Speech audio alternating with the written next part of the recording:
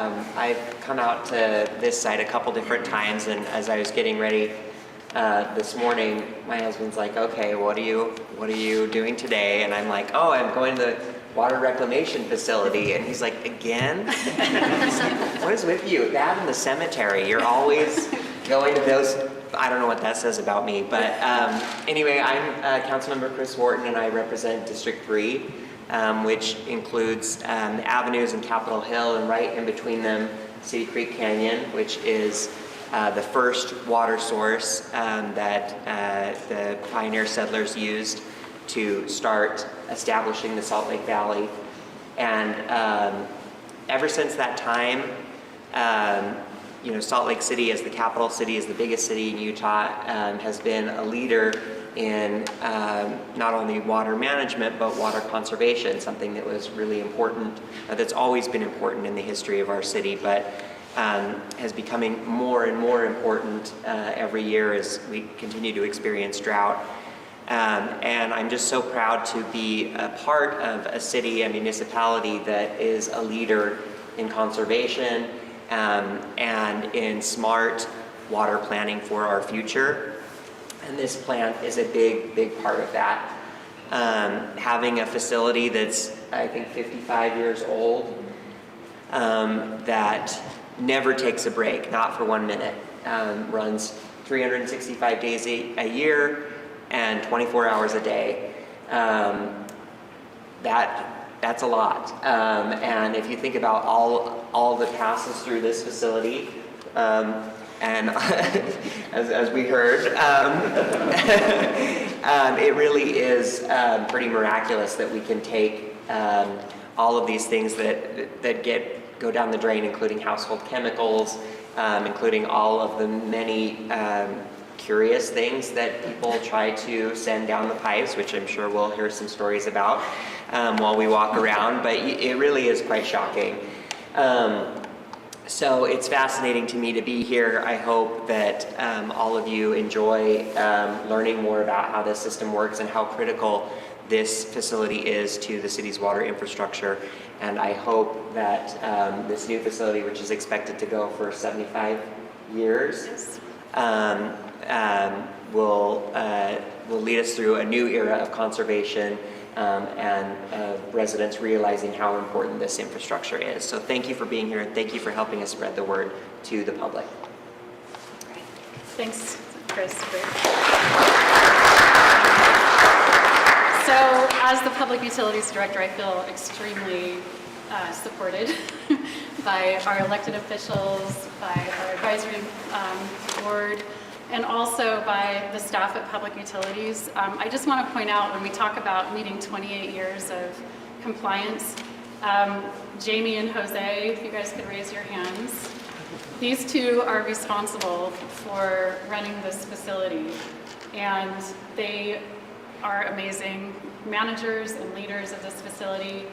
They are part of the design of the new facility, so one of the unique things about this project is it's not just our chief engineer, Jason Brown, who's leading the design, but they brought in stakeholders from across our department so that what we build is something that our employees feel comfortable operating, and that they've actually given us a lot of great ideas in the design too. Also, Jesse Stewart, our deputy director, he tends to stand in the back like that, but he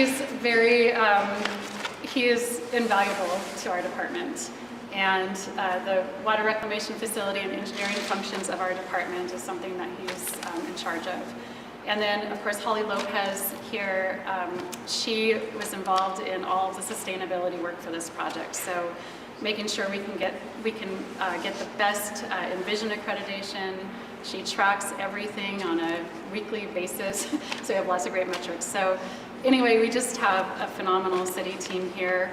I also think it's important for us to thank the public for their support. So, when we first started envisioning replacing this project this plant many years ago, we also had to have a sound financial strategy to do so. And we would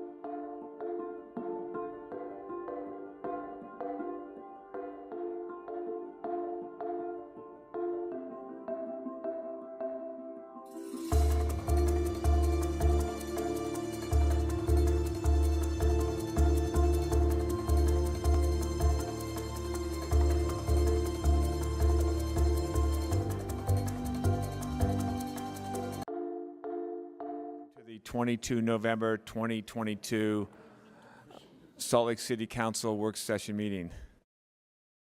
Welcome to today's meeting. We continue to hold hybrid meetings to keep everyone healthy and safe. Our meetings are public, and you are welcome to join us in person or by watching from our council's agenda page, Facebook, YouTube, or SLC TV. We hope you'll continue to join us in whichever manner you feel most comfortable. This is a work session meeting during which there is no public comment. Please join us tonight during our 7 p.m. formal meeting to share your comments. We welcome your feedback anytime by mailing us at P.O. Box 145476, Salt Lake City, Utah, 84114. Emailing us at council.comments@slcgov.com or our 24-hour phone comment line, 801-535-7654. Written comments we receive on agenda topics are shared with council members and posted to our website, slccouncil.com. We will now begin our work session. And the first item on the agenda is the normal update from the admin. And we have Lindsay and Tim join us, and Andrew. Come on down.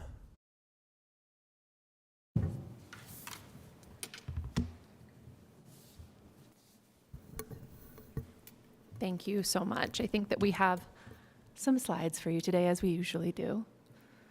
Perfect. We can head right in with the COVID update that we typically give. And kind of the same as last time, which cases in the U.S. are up 4%.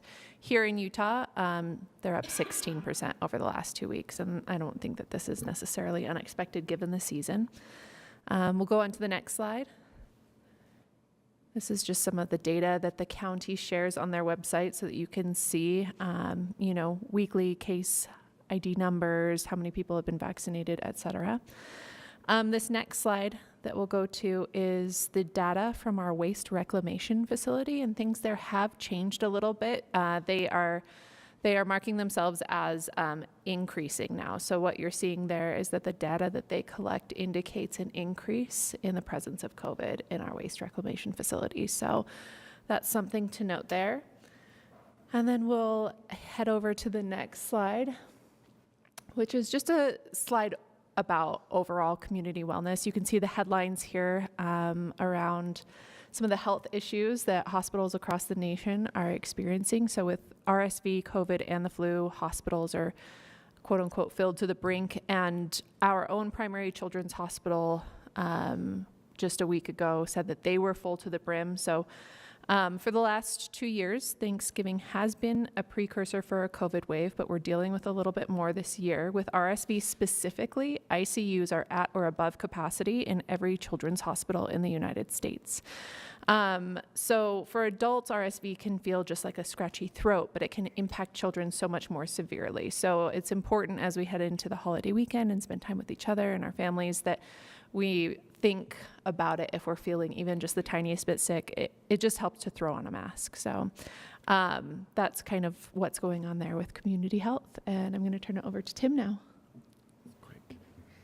Thank you. Tim Cosgrove, Community Council Liaison, and for District 7. Nice to be with you here this afternoon. Thank you, Mr. Chair. Okay. Thank you. That better? We're just giving the community engagement highlights. We like to hear the public input. So I've listed the feedback page where most of our community engagement opportunities are posted. People can have access. There's at least 10 of those posted right now. Our Housing SLC team continues to develop our new housing plan. Community and Neighborhoods has facilitated multiple focus groups and other in-depth engagement opportunities with members of the community, including populations that experience increased barriers to housing. Our analysis of all engagement opportunities is ongoing. There's transportation, the Virginia Street reconstruction. We received an update from Jeff Golden today. The transportation team is reconstructing Virginia Street from South Temple to 11th Ave. And construction is expected to work in 2024 after the design and development will complete about this time next year. The initial engagement and staff analysis with the draft concept design will be available online for review and comment at the beginning of December. The project team is also going out to meet to Greater Avenues Community Council on December 7th.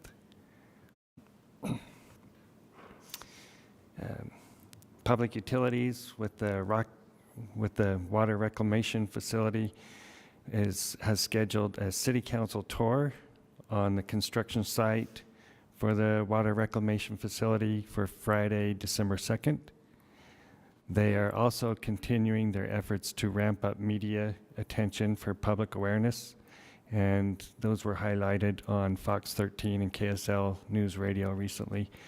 The winter project to reduce fire fuel in Parley's Canyon and maintain the health of the forest.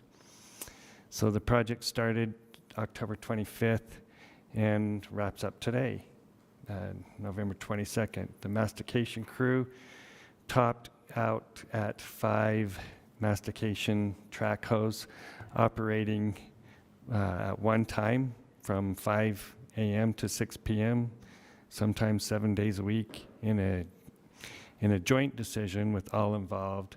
The mastication crew will stop early on the west side of Lambs Canyon. They've completed about 2/3 of the planned Salt Lake City property and have successfully followed the statement of work in that area that calls for a mosaic of oak tree islands to create the fuel breaks. They have not reached United States Forest Service property as initially planned due to some of the areas being on steeper terrain where equipment has been unable to reach due to slipping and mud conditions. The project will resume this spring.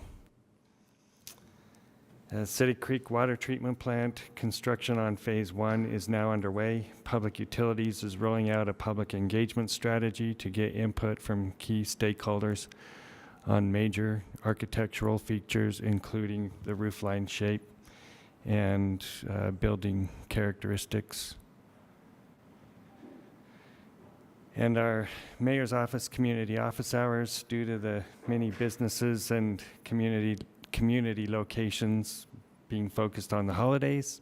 This December, we've decided to take a break from community office hours, and we've focused on some community service projects and our regular community and business outreach. So our office hours will be back in January. And of course, we're always available if you need us or the community needs us to schedule appointments or come into the office and meet. Let's see here. Last night, our own Katie Schnell gave a great session for the 2023 ACE Fund. The applications are now open until December 13th. The information session last night had, I think, over 12 people in attendance, so we're getting the word out there. There's a lot of interest for participation. The last information session is next Tuesday at the Salt Lake City Library. And upcoming events, we have the Winter Farmers Market that started November 12th, and it goes through to April 15th. That's inside the gateway from 10 a.m. to 2 p.m., and it's a great place to get local produce, meat, eggs, cheese, baked goods, chocolates, arts, crafts. And the Public Lands Park Ranger team continues their Jingle and Mingle event at Pioneer Park on Fridays throughout the holiday season. It's an opportunity for the public to come out and meet with the rangers and enjoy some hot chocolate, get to know each other. That's from 5 to 8 p.m. on Fridays. And I think that's it. Yep, thank you. Thank you, Tim. Council members, I think that the slides coming up are not correct. This is the slide. Oh, there we go, okay. Then these are correct. You'll see up there the simplified version this week because of the number of locations we're talking about through the wintertime. The resource centers, I've lumped them together for this particular one. You can see they're running at still high percent, 97% capacity across those base 700 beds.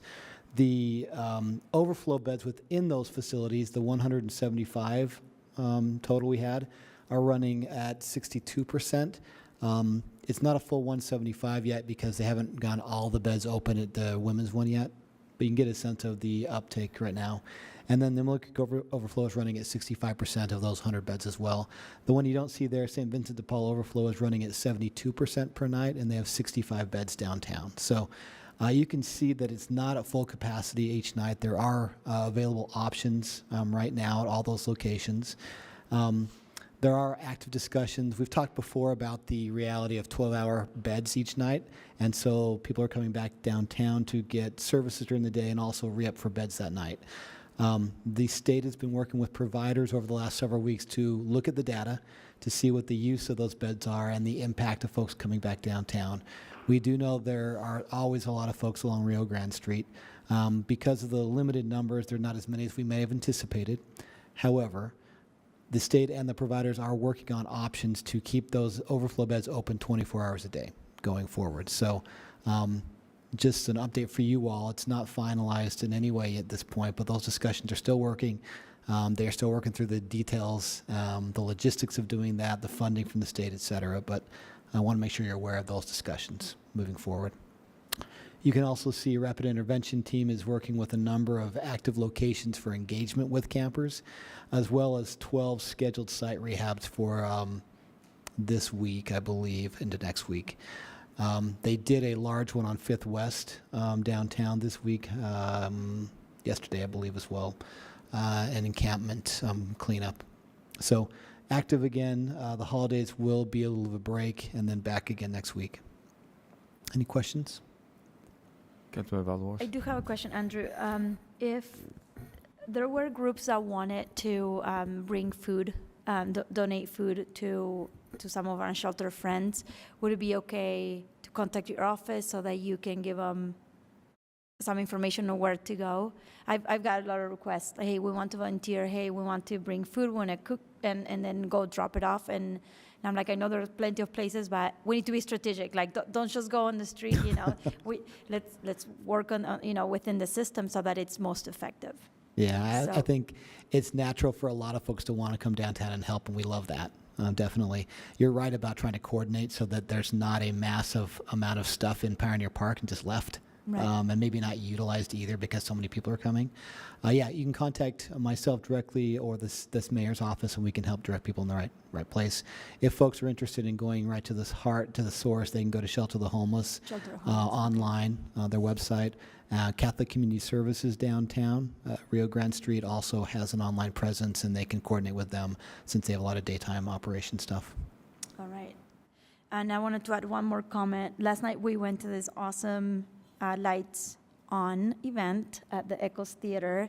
Beautiful choir, beautiful tree, but also the VOA was there promoting the donate some winter clothing. They have some jackets. Is it for the Youth Resource Center, I think, or it's just for anyone? So to the public that is listening, if you have a coat that you're not using anymore, please drop them off at Echoes Theater, and I think the VOA has other places to go drop off some clothes. Winter clothes. Correct. Yes, correct, council member. Big coat drives, big need, obviously. If you go to the website of the Volunteers of America Utah, the Road Home, as well as, I believe, a couple others, but those are the two major ones. On their website, they actually have literal lists of things they need. So it makes it easy for the public to see this is what the needs are, this is how you give them, donate them, this is where to go. Thank you very much, and thanks for those comments about the donations. Appreciate it. All right, moving on to item number 2. Ordinance on the fleet block zoning and disposition strategy update. We have Nick's here, Blake, I see Tammy, Nick, Daniel. Come on down.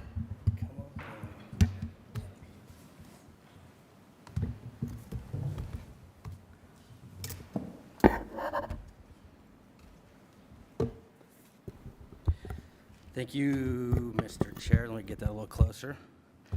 So, I'm going to read not a rather lengthy, but a very succinct summary of how we got to where we are today.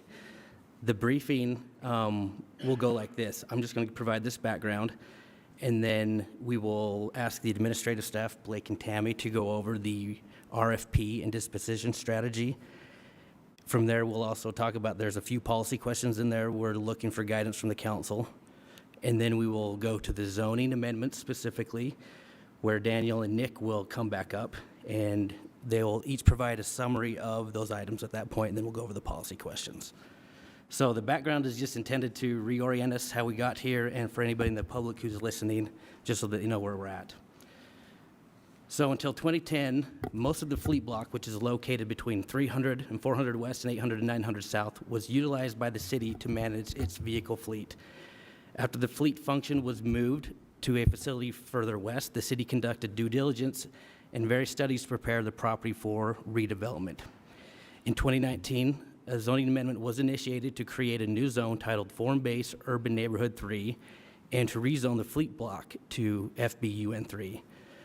The fleet block property became a focal point of community expression and interest during the summer of 2020 amidst calls for social justice and reform for police practices.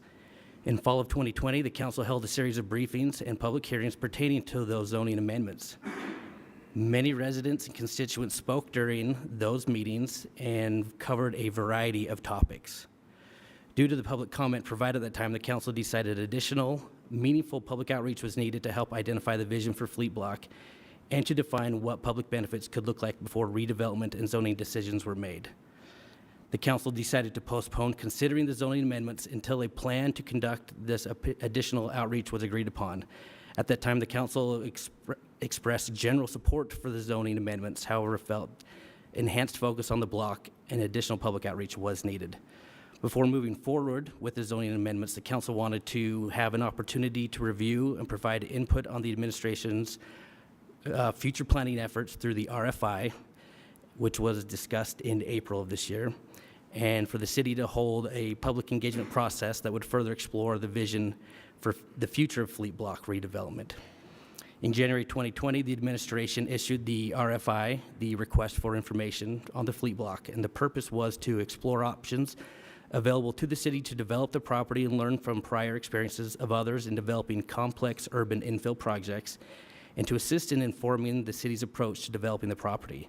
In April of this year, the administration briefed the council on the fleet block, including the public process and the development constraints. That's the background. We all caught up now, right? So with that, sorry, Tammy, I'll turn the time over to Tammy or Blake to start with the RFP. Okay, thanks. And we have a slide deck as well, if we're able to get that pulled up. Okay, good afternoon. Blake Thomas, Director of Community and Neighborhoods. Thank you for the opportunity to provide a fleet block update.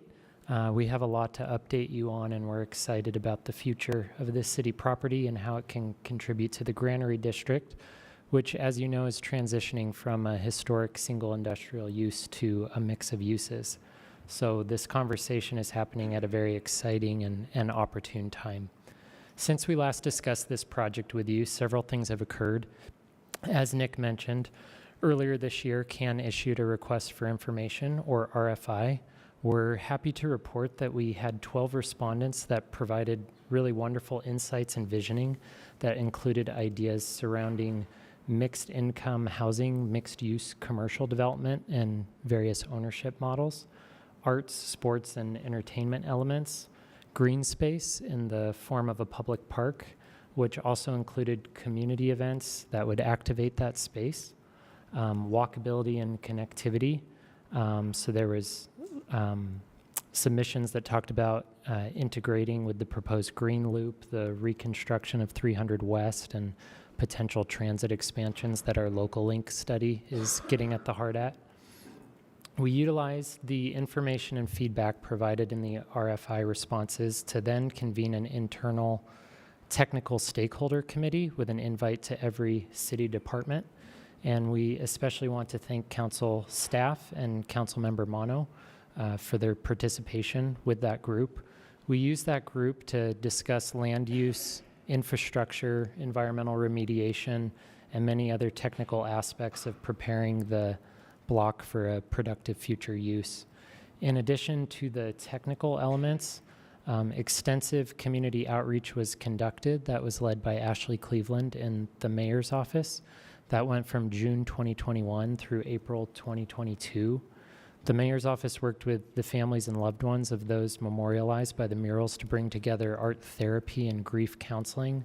It ultimately led to a letter of recommendation about the future use of the block, recognizing the need for the block to evolve and to demolish unsafe buildings, while acknowledging the historical role that systemic racism has played in the development of our city and the ways that racial injustices have limited opportunities for marginalized communities, with a commitment that the future of the block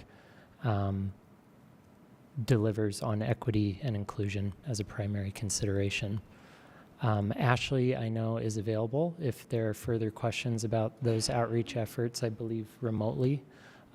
If you'd like to speak to her, that would be great. If not, I would welcome turning it over to Tammy to get into our presentation to talk through the policy questions that we're seeking your guidance on. Okay, I don't see any comments this time for the outreach side of the house, so I think we'll go ahead. Okay, thank you. Thank you, everyone. It is Tammy Hunsaker, the Deputy of Community and Neighborhoods. If we could go to the next slide. This is a map that you have seen several times, a map of the city-owned portion of Fleet Block. It is 8.75 acres, and in January of this year, we received an updated appraisal, appraising it at $37.5 million. That does not consider the costs that will need to be allocated to environmental remediation. The current zoning is public lands, and the proposed zoning is the form-based urban neighborhood 3 that Daniel and Nick are here to talk about a little bit later. I do want to talk about the April briefing and what we heard from council. There was a robust discussion, and the administration very much took away your comments regarding the importance of equity and inclusion with development of the block, a robust public engagement process, and also involving partners from diverse backgrounds and experience levels.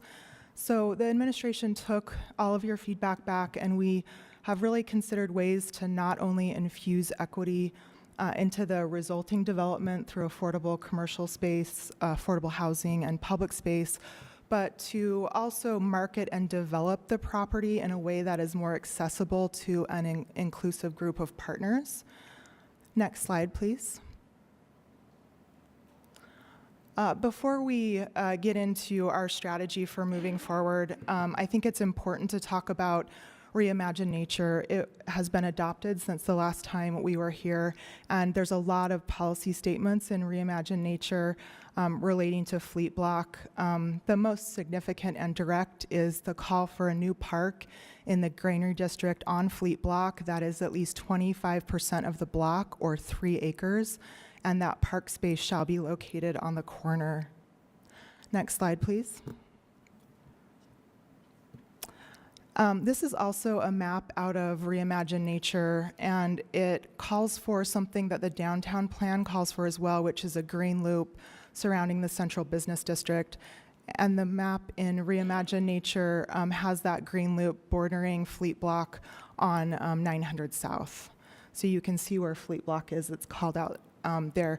The map in Reimagine Nature doesn't identify specifically where the park space is on the block, but does identify that fourth of the block should be dedicated to a park space. Next slide, please. The downtown plan, the most significant call out of Fleet Block in the downtown plan is a mid-block connection going both east-west, north-south, dividing the block into quadrants. And it does call for fleet block demonstrating the best of urban family living and industry, the mix of land uses once thought to be incompatible, and improved connections that focus on putting people first. Next slide, please.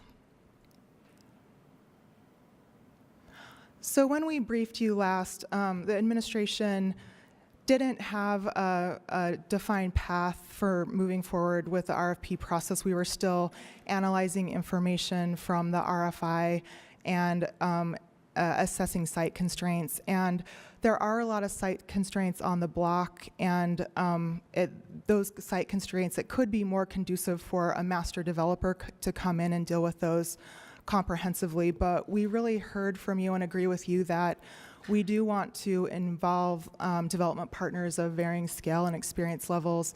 And so we went back and looked at approach to divide up the block into multiple phase development chunks. And we really think this will be conducive for involving multiple development teams of varying scale and experience. Next slide, please. So looking more specifically at a way the block could be divided up, this is hypothetical. We're very much wanting your input on the path forward. But dividing it up into quadrants could look like this with 4 different development sites, and identifying one of those quadrants for the public space. With the mid-block connections, so some policy decisions that need to be made. The mid-block connections that are called for in the master plan, those could be designated before the RFP process as city-owned public streets or public walkways. But if that were to happen, then the capital improvement cost and the ongoing maintenance would be the responsibility of the city. Another approach, and what we've kind of outlined here, is the mid-blocks could be divided up and parceled off with the different development sites. So the mid-block connections would be privately owned and maintained, but with a public easement to ensure public accessibility in perpetuity. So there's 2 different approaches there. Maintaining ownership by the city would have more upfront cost placed for developing the infrastructure, but it would have a higher level of public assurance and public control, I guess. And then having it owned by private development teams, we could share the cost of ongoing maintenance and negotiate the cost of public improvements. And then in looking at the city-owned park, there have been different ideas for where that park could be located. It may seem natural to locate it on 900 South and 300 West to leverage synergies with the 9-line trail and the green loop that's envisioned through Reimagine Nature and the downtown plan. So that's an option. Another option that actually came up in one of the internal technical committees, and I think one of the first individuals to kind of initiate this idea was Councilmember Mono. I don't know if you remember that, but placing the park space on 300 West and 800 South could be, this was just an idea and we'd love your input, could be a great way to kind of memorialize the first mural that took place, the beginning of the social justice movement, and really dedicate that quadrant of the block for a public use in perpetuity, and really create a civic commons that can be celebrated and used by the community in perpetuity. So that's another option for the location of the park space. So dividing up the block into these multiple development quadrants does require identifying the strategy in these land uses, especially where the park space is, and the strategy with the mid-blocks before the RFP process is initiated, because that will determine what land area goes out through the RFP process. So in considering and Next slide, please. Oh, yeah, next slide. Sorry about that. In considering the land value, if the space is divided up, as was just indicated on the last slide, just over half of the space of the fleet block that's currently city-owned would be dedicated for public use for the park space in the mid-block.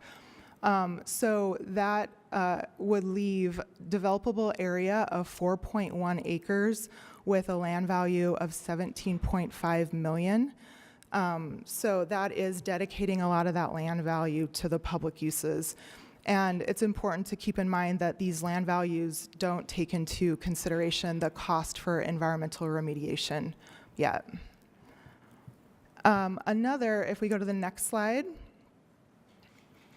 another consideration for the location of the park space is the alcohol buffer that is part of Utah law. If there's a community use, there needs to be 300 feet measured by ordinary pedestrian travel or 200 feet measured in a straight line buffer around that community use. And a community use in the state code or a community location is defined as a church, public or private school, a public park, public playground, or a library. So this is a buffer that we developed for the location of the park on the northeast corner. It's important to note that those establishments with a current liquor license would be, for lack of a better term, grandfathered in. It would only prevent future liquor licenses. Councilman Mono. Thanks, Tammy. Is that either 200 or 300 feet walking or both? Both. It's both, I believe. And then liquor, I know there are some there, including, I think, a brewery that would be in that. Does that allow for them to continue operating as they are, or could they potentially expand their footprint within the same location but operate under the same liquor license? Do we know that answer? I don't know if they can expand. I do know that ownership can change. I think the name can even change. There just can't be a lapse in the liquor license at that location, but I'm not sure about expansion. Thanks. Councilman Fowler. Can we call it a square? We did receive some input from the attorney's office on that. I hear yes from the attorney's office. So we can make it a square and solve our problems.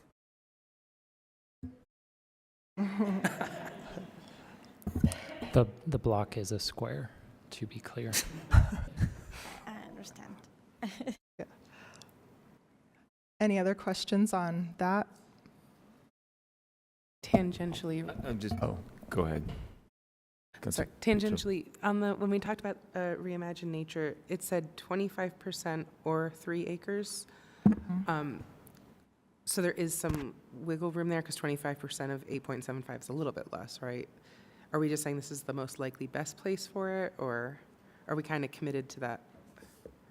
We are not committed to that fully. We are wanting council's input. Okay.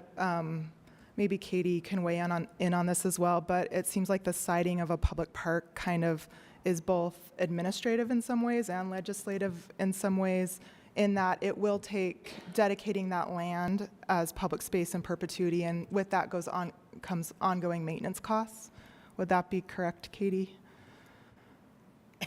That is correct. Also, we have a city code that lists each of the parks, and so the council that's the council's role, is to identify and cite those parks and all the zoning that go along with it. And then, of course, as Tammy said, there's the administrative aspects of it. Okay, so if we decided another spot, like it makes logical sense with the way the walkways are to do 3.6 acres, but if we decided another spot was better for one reason or another, we have wiggle room on that acreage number. It doesn't always have to be that. Correct, Okay. yeah. But I'm proposing, I like the idea of basically when you bring up the pie chart, the previous slide.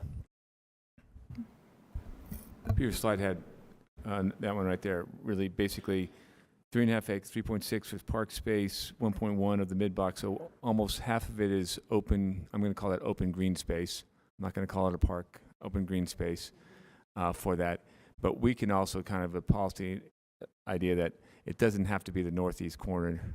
We could make it contiguous and closer to the 9 line, and then maybe have another different, think outside the box as far as the murals are concerned, where those goes, how that flows into the whole development of the fleet block.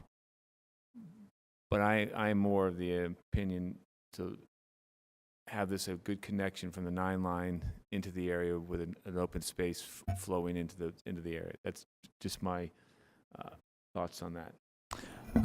Thanks, Council Chair. I think the more I've thought about it, and thank you for taking what I said in that meeting to heart, but the more I think about it, I do think that the connection to the 9 line is quite important. So I can see both, and I think I would feel like it would be a really lost opportunity to not connect it to the 9 line that we've invested so much in. But Mr. Chair, Councilmember Fowler. I actually am the opposite of that, of course. Why wouldn't I be? But I really actually appreciate it being on that 8 West 300, or vice versa, 8 South 300 West corner, for the exact reasons that were brought up. We put a lot of time and effort and sincerity into that mural block area. And I think that 2 things. One, I appreciate that if we're looking at Reimagine Nature and that was adopted and we're kind of trying to stick to that, the same should go with what the efforts we put in trying to have that robust and sincere public engagement goes, right? And so if we look at the Reimagine Nature and say, well, this calls for a park and we kind of think that it should be about this much, then let's do what we adopted and say it, right, which is that. And even though it's going to cost us a lot of money, and I don't want to talk about that right now, but I'm just pretending like we have it all. But then similarly, the whole point of delaying any sort of zoning change or delaying any sort of anything with this for the last 2 years has been because it was incredibly important to the council at the time to truly and sincerely and genuinely have community input and to then say this is important to you, and we recognize that this was the area that sort of started all of this, but we're going to change it because if it's better over here. I think we lose our credibility of who we are as trying to engage. And so the connection is one thing, and I get that, but I'm pretty sure that there are really smart people in the room, and there's probably really great people that will want to develop some of this that can figure out other connections or other ways. But I think from a city standpoint, we should stick to what we said, what came out of those conversations. And what comes out of those conversations is that this area is incredibly important to the community and symbolizes something more than open space, right? And what we heard through community, what we heard through all of the work that Ashley Cleveland did with the community is that this was a place of healing, it was a place of community, of togetherness, and that is what we should continue to have that corner be. Thank you very much. I respect that opinion on making that a corner. I'm also would like to make sure that we have a connection to the 9 line, because that is a draw, and to bring those people into that block there. Mm-hmm. So yes, we need to really respect the historic preservation of the corner. I just want to make sure that there's a draw from the south side, and I don't want 3.6 acres spread out in little chunks of green spots throughout the area that doesn't really have any connection to it. As to the question about the mid-block walkways, I'd like to have as much control, because I'd like to be able to make them, keep them closed off to traffic if we can at most times, festival walking, so that it's makes it more of a walkable area instead of having cars drive through there. So more of a, let's start with that instead of having them 4 streets and then trying to go backwards. And I lean more towards us owning them, so then we can control them and keep them clean. And then also, we have it's pretty much divided nicely in 4 even chunks. Seems like maybe that 4 blocks is divided not just into even 4 squares, 4 smaller squares. I mean, conceptually looking at that. Mr. Chair. Go ahead. With the mid-block walkways, and if this is sort of a phased RFP approach, if we went to, and you're probably not quite done with your presentation, are you, Tammy? We're So enjoying we the may come to this, conversation. but since we're, jumping in, if we were to go to that slide that showed kind of the phase 1, phase 2, phase 3, I don't know which slide that was, but it seems that each of those RFPs sort of have a mid-block walkway kind of attached to them. So within the RFP, there's a potential for each of those sort of phased areas that we include a public-private partnership where, because I of course love the mid-block walkway, I think it's necessary, we should have it. I want somebody else to pay for the maintenance for it. That would be awesome, and we have seen it happen in other areas, or the potential of it happening in other areas within the city, while still having I think that there's some control that the public can have of what the access to that is, but we can sort of define that within the RFP itself, right? Right. Yeah, the idea would be to develop design standards to create uniformity and cohesiveness across the different mid-block connections, and then have a requirement that the development teams work with the city, so the city would approve the final design if they're privately owned and maintained. And doing it that way also provides a benefit, because in other areas of the city with city or RDA-owned property, it's been a challenge developing large swaths of property, because a lot of times the infrastructure commitment is needed before the development can go forward with access. And so if it's privately owned and maintained with a public easement, that burden is pushed off onto the development team somewhat. There would probably be a discussion on concessions on either the land lease or the land, since there would be a public easement, but it would be put off on the development team. And a quick follow-up with that, with the easement, is there room for negotiation? I guess this is more of like a legal-ish thing of saying you have to keep it open from X hours to X hours, or yes? Yes, So we could negotiate that as well, of like what that easement itself looks like as access to the public. And that's why we kept the middle of the block, that arm, city-owned, so the city can have control of the design of the center of the block, where all of the privately owned mid-blocks would come together. And we would have, I anticipate there would be some sort of restrictive use agreement or maintenance agreement, or that may be laid out in the easement, but there would be maintenance requirements laid out as well. And then with the park space, I was going to add that we are planning, and the administration cohesively with Parks and with the mayor's office and with CAN and with the Arts Council have been talking about engaging in a robust community outreach process as soon as we kind of agree on where the park space should be. But we really want this to be a grassroots, community-driven process. And we anticipate that the community outreach in the public space and the discussion with the community won't just include the park space, but will include those mid-block connections. So there can be common design elements, art elements, those calls for social justice, whatever the community comes up with, kind of permeating the block. And we have talked with Parks on a high level, and they feel like if the policymakers do think that it's a good spot to locate the park on 300 West and 800 South, that the mid-block connection over to the 9 line would still provide that access and continuity with the green loop. Yeah, that would be, I was going to put an emphasis on that with the design standards to those concerns about the connectivity from 9th South. We've talked with our transportation team about that, and part of Reimagine Nature kind of talks about these fingers that get you into a block or into a green space. So I think there's a entry point on your protected 3rd West bike lane, as well as integrating with the green loop and having it be kind of a natural, instinctive nexus into the block with our standards providing such.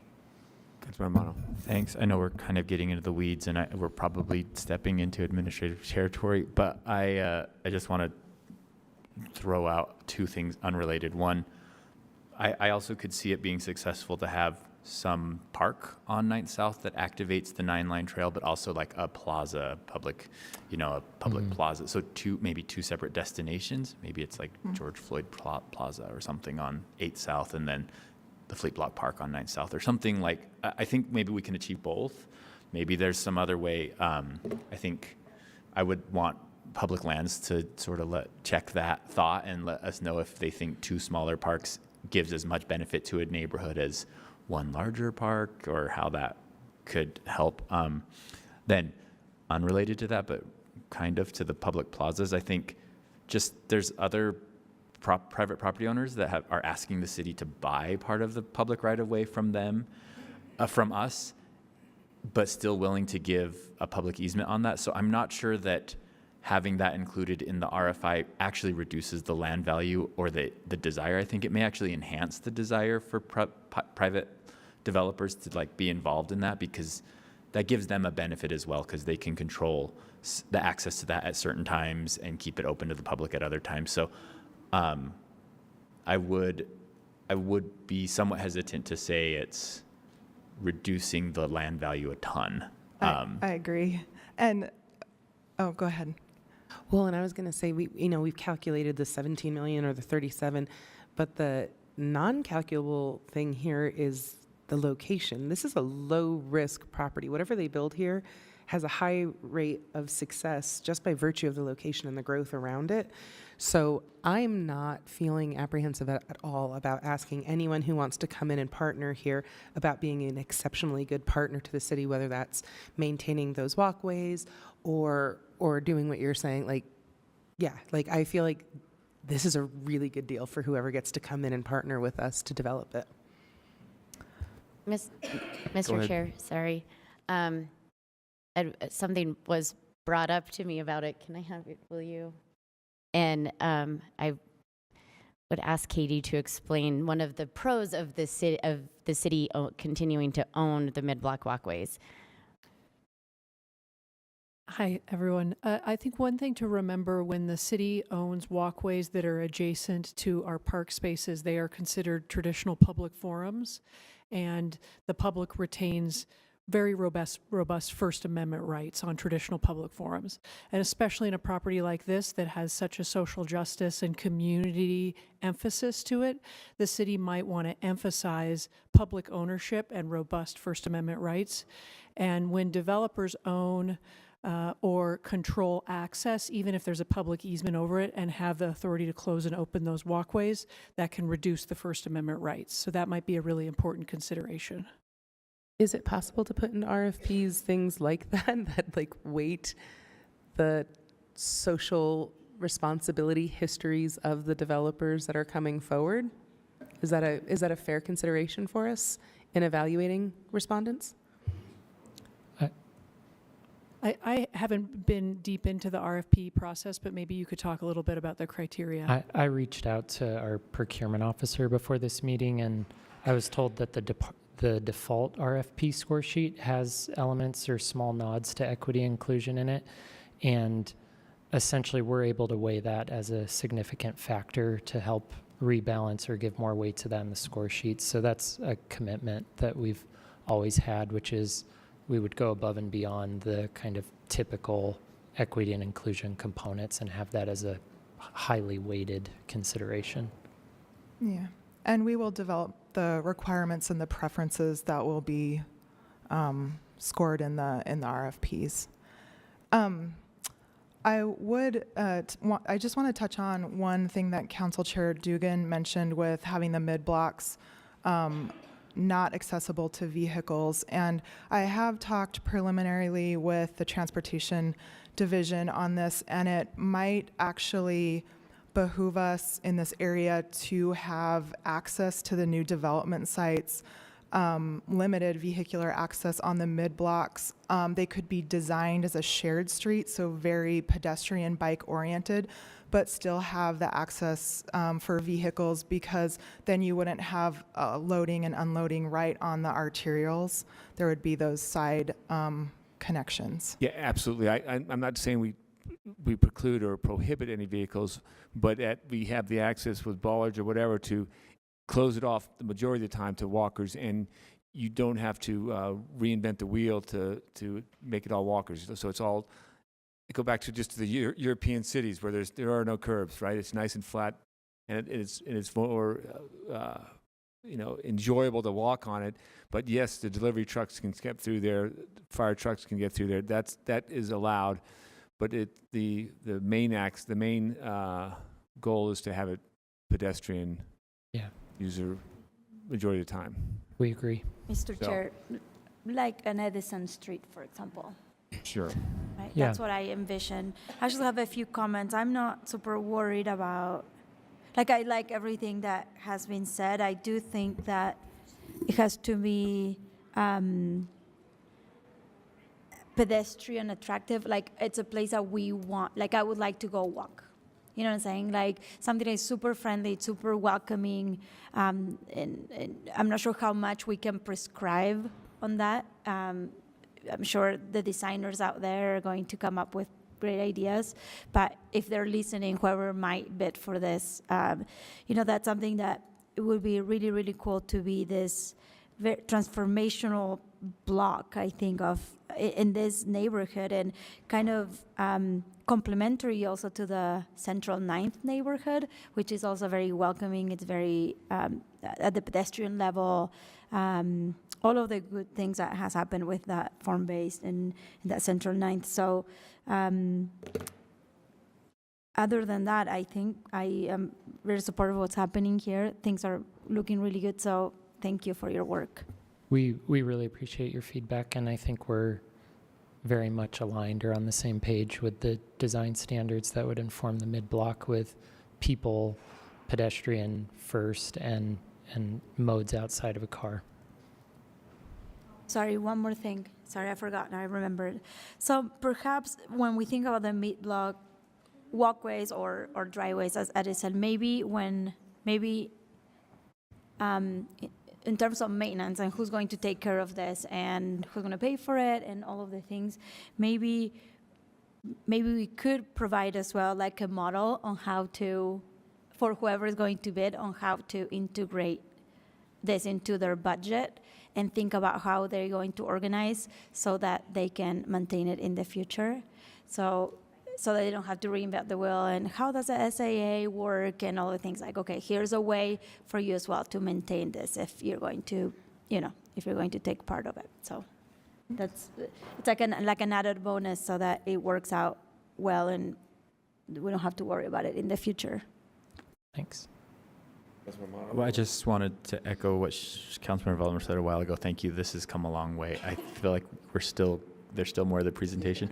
I just want to say, I do want to talk about the zoning before we finish this agenda item. So, yeah, Well, it's less fun what's ahead, but I want to leave plenty of time for Daniel and Nick. So I will just close by saying there's also some slides in there about environmental contamination, and all I will say is it's complex. There's different contaminants, different areas. We're working through that as the administration. Some of it's in the groundwater. Some of it's not even caused by the city. There was an old coal yard there that we might be eligible for EPA funding for. So a lot of it will depend on where land uses are placed, the cleanup strategy. And then the last thing I wanted to touch on is we're still planning on equity and inclusion elements as the RFQP process moves forward with the selection committee, the community benefits agreement, and also developing metrics and outcomes so we can make sure we know how we're measuring success and how we know if we're succeeding. So. Councilmember Fowler, thank you, Tammy. Sorry, just a quick, and I'm turning to staff, I think, more than anyone, and maybe you guys, but logistically, at the beginning of this presentation, Nick sort of said, oh, and by the way, they would like some answers to these policy questions. And we've talked about all of them. I'm wondering what we need to do to answer these policy questions that have been presented. I think, if I'm not mistaken, the kind of most important ones are about the park and the mid-block walkway.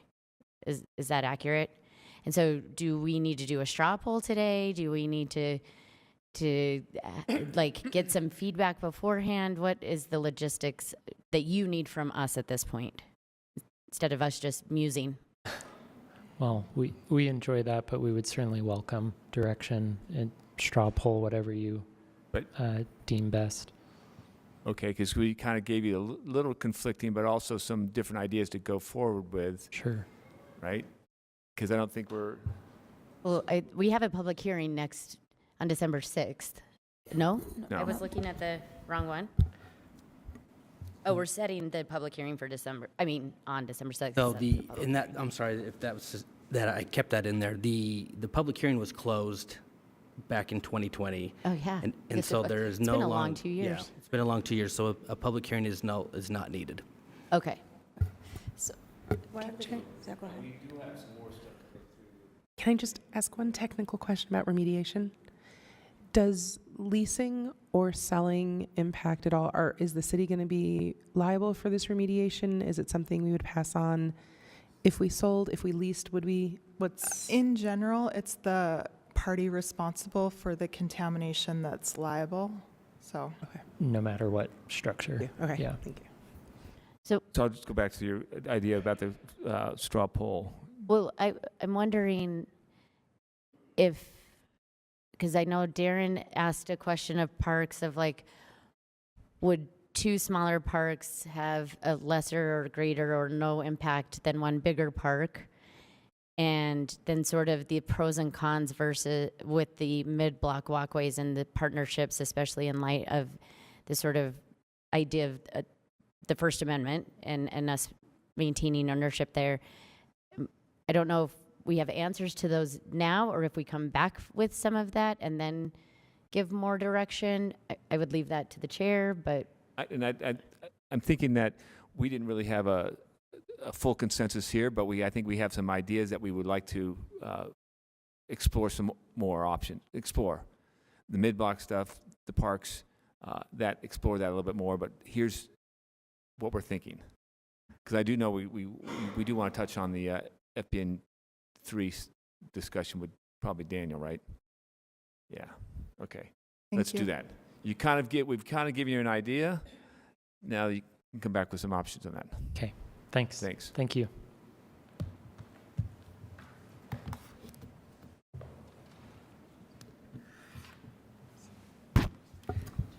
Taylor, could you pull up the second presentation?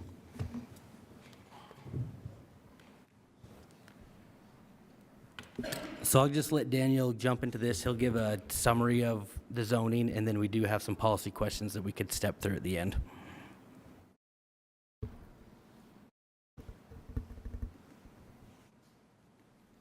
Can we go ahead and skip to slide 4?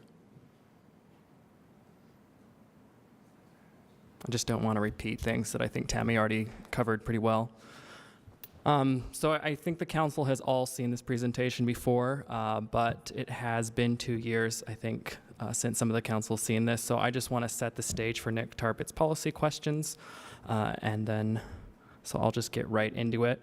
So 2 years ago, planning was tasked with finding a zone for the fleet block that would support high-quality development, pedestrian-oriented development. The current zoning on the block is public lands and general commercial. Both of those zones really don't have any pedestrian-oriented requirements for any development, so it doesn't do a great job with getting that sort of development. So we looked at the surrounding properties. We have the D2 downtown zone. An issue with that is it allows car sales lots. It doesn't allow townhomes. CG had no design standards, so it didn't make sense to map that to the entire block. And then we had the form-based urban neighborhood 2 on the east side of the fleet block. It generally has pedestrian-oriented development standards, but it is a lower scale, and the downtown plan does call for a mid-rise sort of development for this block.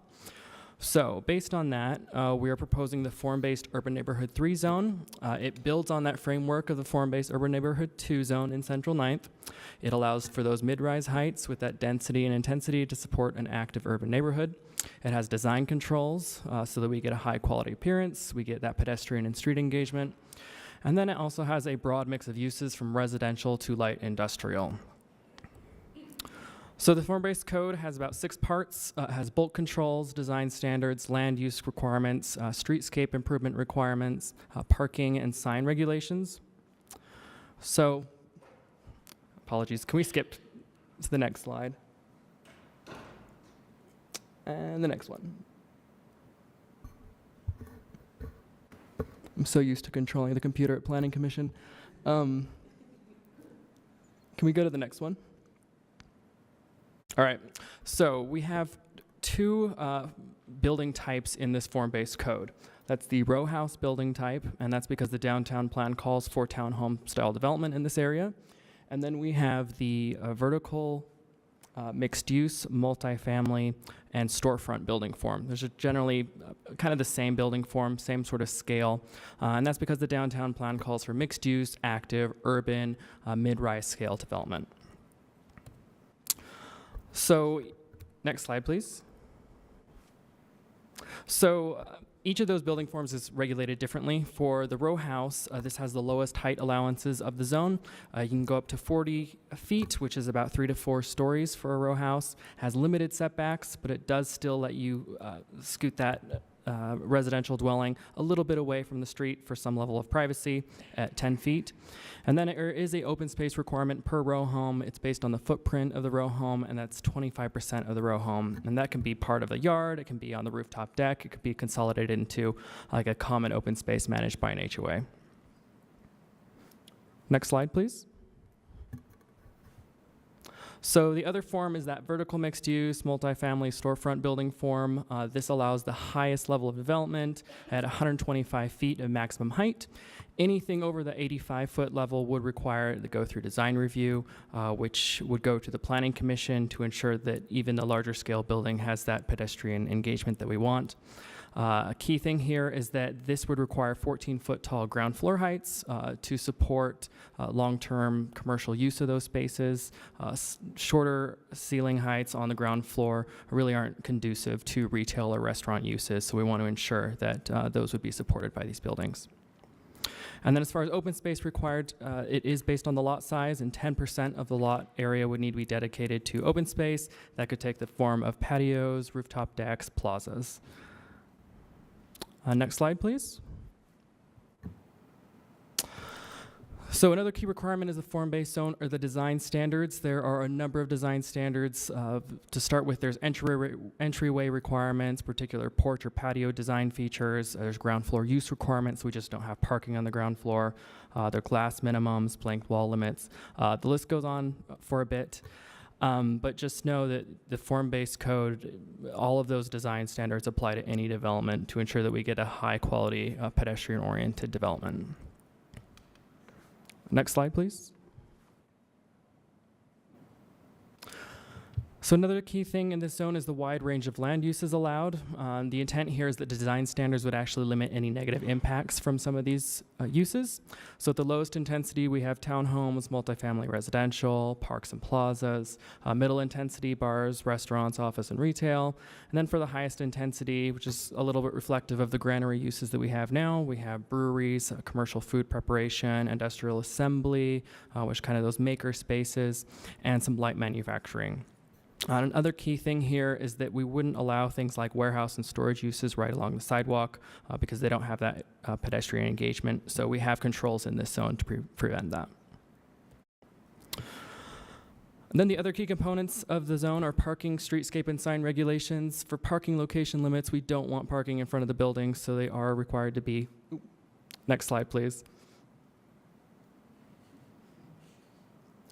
So parking is required to be behind or the side of buildings. We don't want them in front of buildings. Sidewalk requirements are a little larger at 8 feet wide. It kind of matches the downtown zone. Street trees are required every 30 feet, again matching the downtown zone requirements. Mid-block walkways, key thing here, are required when shown on our downtown master plan, and they do cross the fleet block as shown in this little diagram from the downtown plan. Sign regulations, these really mirror our downtown zones, so a little bit larger than our suburban sign requirements in other zones. Parking, no minimum parking is required. The key thing here is that a track stop is just 1 block east of the fleet block. There is another key thing is maximum parking so that we don't see a sea of parking potential on this block. A couple other important components here. There is a high activity ground floor use requirement. Oh, sorry, next slide, please.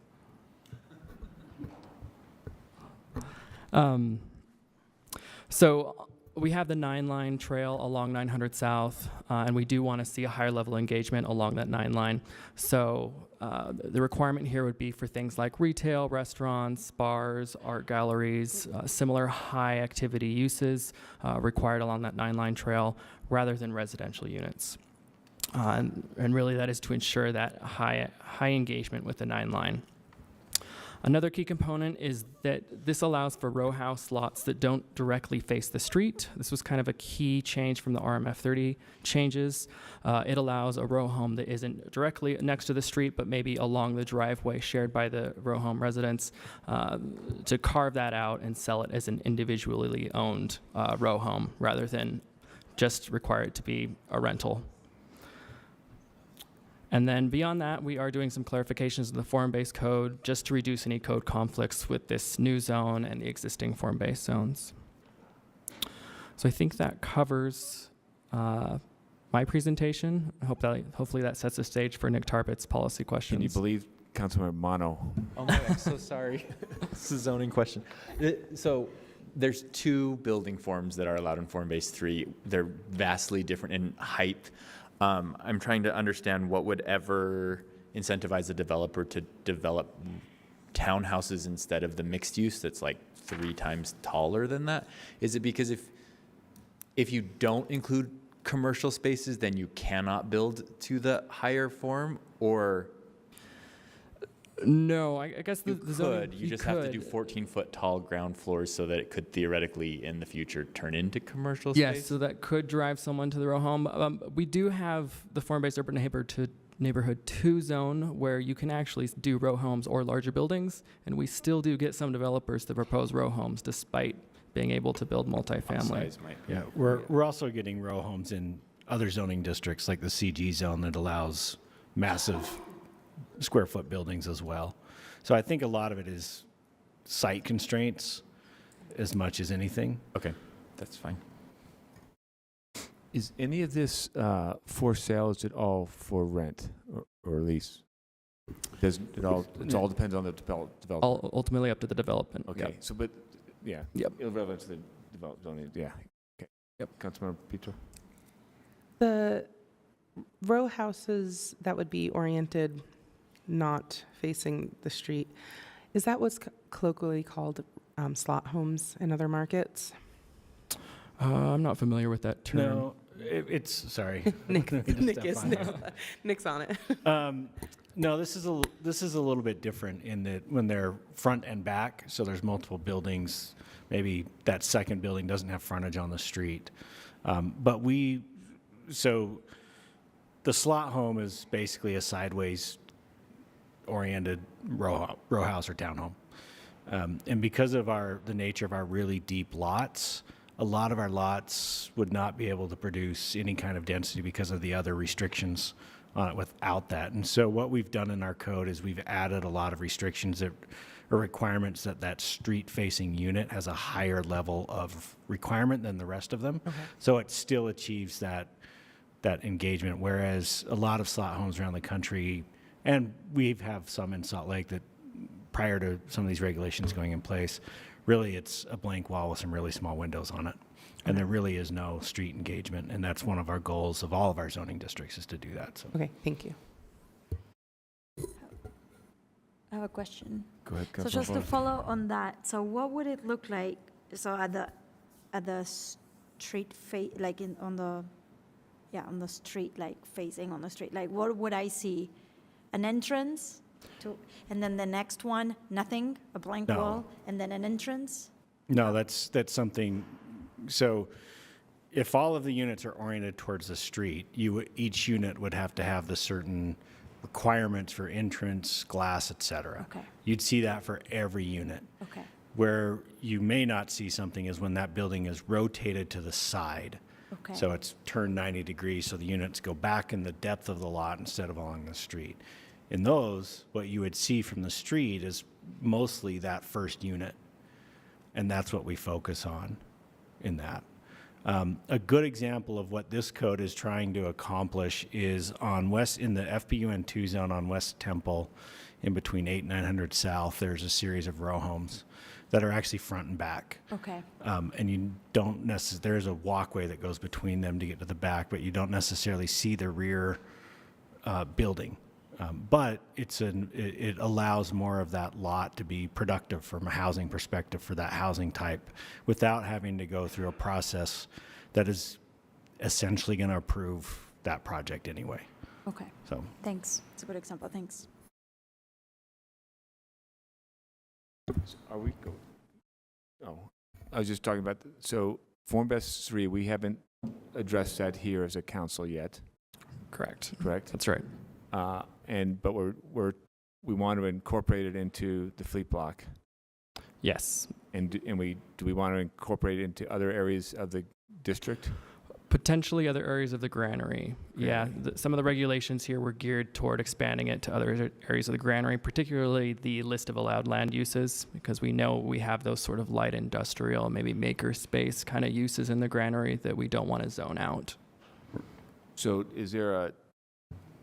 can we say that we want to move forward with this zoning across the granary area before we approve it for fleet block, or how do we want to do that? So, thanks. I think similarly to that, but I think the goal that maybe just to refine that would be adopt the zone into our code, but not map it to the fleet block yet until we have the land distribution RFP discussions all ironed out. But then other property owners in the granary area for whom this may be a perfect zone, it's at least written in our code and they can then apply for it as a rezone. That's assuming we aren't yet ready to do them all. I think it made sense in 2020 or 2019 maybe to package them all together, but at this point we have this zone that staff has written that I think really does make sense for the fleet block, but no developers have been able to apply for it. So I would suggest we adopt the zone language into our ordinance, but not map it anywhere. Is that possible? Yeah, I believe these are two separate applications, one to adopt the text, one to adopt the zoning map amendment for the fleet And I think block. we've just been talking about them all together this whole time and assuming that how we're going to sell and develop the land is still going to take us a little while to figure out. I'd like to move forward with just putting it on the books so that other parts of the granary could apply for this. Because to be honest, and I've been saying this a lot recently, the general commercial zone allows for some really terrible things that are not conducive to what I would hope to see the granary become and what I think any transit connected neighborhood should allow. So the quicker we can go about having alternate options to the general commercial zone, the better. Yeah, and we do plan on utilizing a combination of all three of the FBUN zones in other parts of the city to implement other adopted plans, including one we're just starting, which is along the rest of the 300 West corridor, not south of 900 South. So having the code in place makes that a lot easier for us as we go out and do that engagement and talk to people. It's easier also for the developers on their end so they can kind of plan on using that. So I guess that's a question for staff. Is the ordinance written such that we can just schedule the one piece and not the other piece, or how that will work? We'll have to just go back and double check. I'm not sure if they're separate, but we could separate them out even if they're not. Okay, that'd be great. Thank Can I Councilmember Fowler. a comment to that is, again, any sort of public hearing and comment was 2 years ago, and a lot has happened since then, and just, the capacity of my brain to remember everything. And I obviously remember there was a lot of pushback on for a lot of different reasons when we were having fleet discussions, but some of it was very tied to this particular zone and things that people didn't like about it for one reason or another. And I feel like I sort of need to remember some of those. And to Darren's point, I don't think I'm ready to tie it to anything. And so I just want to point that out. Sure, we can put this in there. I feel like I remember having some pushback. I may be okay with it. I just feel like I need to remember what that pushback was and then come back with this. And I don't want to delay it longer than it needs to be at all. I just feel like I need to remember some of that. Does that make sense? I don't want to just mumble, but I do sometimes. I guess what would be the best way to refresh that? We just I'm fine doing it offline, and then we're coming back to this with some sort of action in the future, with this not being tied to a particular project, but simply being added as an option within the zoning code. Is that accurate? Yes. that aligns with what I would want Okay, as well. thank you. Any other questions for Daniel at this point? So we do have some policy questions if you have the time for it. Yes, we do. And we'll be quick. Somehow we'll be very quick about this, I promise. No, I'm hopeful. If you want, on page 9 of the staff report is kind of where these are all listed if you want to follow along. And some of these I think we've answered through the discussions today, so we could probably be able to blow through this pretty quickly. So the first one, there was the Planning Commission sent along 4 recommendations for the council to consider. The first one was to limit lot sizes. They were concerned that the lots would be too large, and so they were suggesting that they could be broken down. And Daniel and Nick, you guys can step in and clarify anything I'm misrepresenting. It seems to me that through the RFP process, the council has expressed support for these smaller lots, smaller development patterns, so I'm not sure that that is a concern anymore. Was the Planning Commission's recommendation limiting lot sizes in the entire zone? So even if someone wanted to map it to a large parcel, they have to split? Yes. Okay, so I think that's still valid to discuss, and we may want to include it or not. I don't know, but. Yes. You would like to limit the lot sizes? I would like planning staff's input as to what So- that would do to the proposal. So And it doesn't we have to be right now. we do have a control already in place, and that's the facade length limit. So it hits you at 200 feet. So there is kind of a default already that limiting the size of development. You do have to go through a process to go beyond that 200 feet. If we limited the lot size, there's a similar process that someone could go through plan development to also modify that standard. Kind of similar standards that the Planning Commission would look at. So we could do both lot size limit and facade limit, but I think generally the facade limit puts you in the same process, kind of does the same, controls the same thing. I know we had the whole discussion at Sugar House about the facade side of the house and windows and glass, and I mean, it was one of those I had to walk down there and kind of step it out because it was hard to imagine on a piece of paper. So Yeah, so the other factor to consider with if there's a maximum lot size is that it applies when lot is either combined or re-subdivided. It doesn't force someone who already has a large lot that exceeds that to do anything. They'd have a right to develop that lot regardless. But do they have a right? But does a rezone request necessitate a lot subdivision? Not necessarily. Even if the zone says the maximum lot size for this zone is whatever, if you have a zone, a lot existing, you can. No, that would be something that obviously we'd have to consider as In the when we're rezone. applying a zone. For example, let's just say that there's a maximum lot size of 1 acre in the zone, and we're looking to apply it to an area where 80% of the lots are in excess of that. Does that really make it feasible regulation to apply to an area that doesn't meet that characteristic to begin with? So those are the things that we'd have to look at.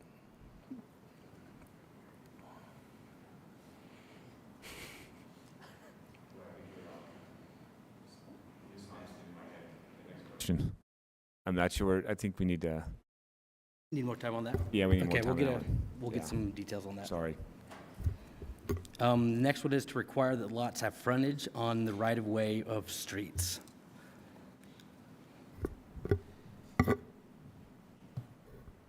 So that was regarding that kind of sideways townhome development, and the Planning Commission had concerns with applying that allowance, letting people break up the townhomes, And- like we did with the RMF 30 zone. And just for a record, I mean, if that provision isn't, that Daniel's just mentioned, is stricken from FPUN 3, our code already requires lots to have frontage on a street unless they're approved through a plan development. So that's already a requirement in our code. This was intended to relieve some of the reasons why some plan developments go through that process. For example, they could build it as they could build a townhome project as multifamily, basically record it as a condominium and still sell the units. And there's no practical reason or difference between that versus if each lot or each townhome was on its own lot, whether or not the lots face the street or not, have frontage or not. So it's really just creating a procedural issue without necessarily producing a different outcome. Does right-of-way refer to the walkways? Go ahead, you can have to speak up a little bit. Say the question one more time. I was just wondering if this right-of-way was a reference to activating the mid-block walkways. No. Only the streets? Yes. Yep. It only applies to the streets. Yep. Something would have to have frontage on a street. I would like not to accept the Planning Commission's recommendation in this case and continue to allow site-oriented townhomes, assuming the end unit is designed to face the street, like you talked about. Okay. But I think for people who are not land use experts, what you're saying is hard to understand. Can you give us a kindergarten version with maybe illustrations that we can imagine? Sure. On this particular situation, so if you were to picture a row of, let's just say, 7 townhomes, they're turned sideways. In zoning districts that allow that allow a multifamily use, those are typical apartment buildings, that building type can be built and just called multifamily without having it be classified as what our zoning calls single-family attached, which is commonly referred to as a townhome or a row house, right? It's attached single units that all face each other. They look like they're very clearly different units. I think everybody knows when they see that what we're talking about. The issue comes up is when somebody wants to put each unit on its own lot. The building doesn't change. It's still 7 units. They still have common walls down the middle, but each unit is on its own tax ID lot, right? Technically, under our code, you can't do that unless you get plan development approval because those lots do not have their specific frontage on a street. They're separated by other lots. And so they clearly have rights of access across whatever the shared driveway or shared street or private street, whatever they end up calling it. But those are things that end up having to go to the Planning Commission for that approval. On the flip side, if they just put the footprint of the unit on its own lot through a condominium process, which is a legal ownership process, that's the only difference. They can do that without having to go to the Planning Commission. And so the issue really is at the end of the day, there's no real difference except that having to require that townhome to go through a plan development does discourage somebody from basically creating lots that can be purchased and sold. So, Darren, thank you. It makes so much more sense to me now. Thanks. Your recommendation, Darren, was to not go with the Planning Commission but allow this use to happen without frontage, with all the things, all the terms that you said. Yeah, because I think what the Planning Commission is suggesting, what I'm hearing from Nick Norris, is that they can already do that for urban design reasons. It just makes it harder and forces the Planning Commission to eat up time on their agenda to do what they're already going to do. And it discourages ownership with townhomes. I'll add that for all the urban design and zoning reasons that Nick just mentioned, that's true, but there are building code issues and the way that land, like real estate transaction issues that make townhomes easier to do and easier to own and easier to sell. Yep. So it just allows, it makes Whatever it, makes yeah. that easier. Go with Yes. that, Nick.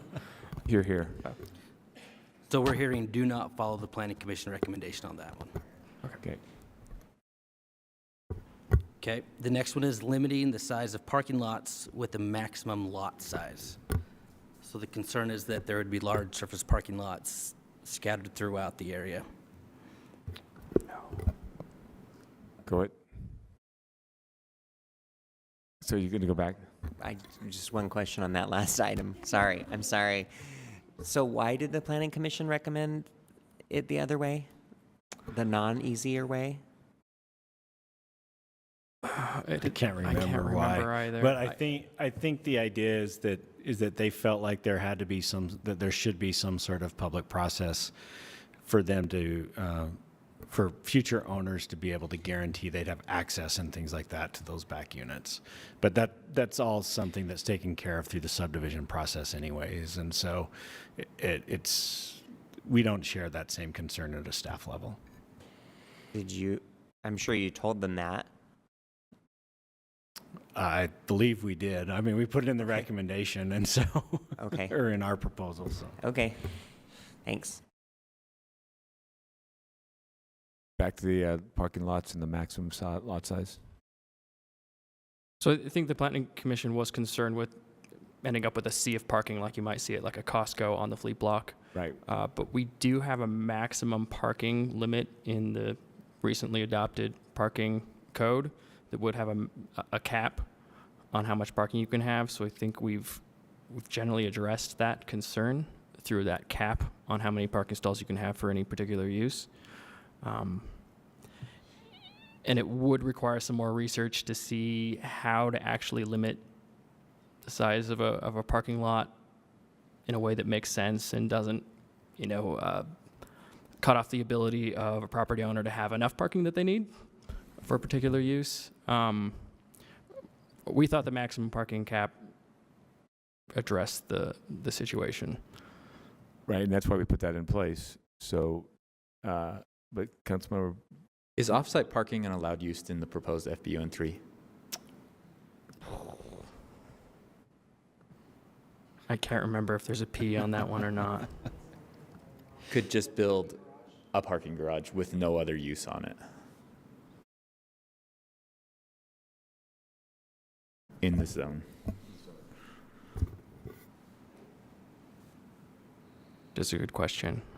You can answer me later, sorry. you can get back with us on that one. Don't worry about that as far as for now. We're going to press for time now at this point. So that's on your homework assignment. Let's see. Parking off-site is allowed.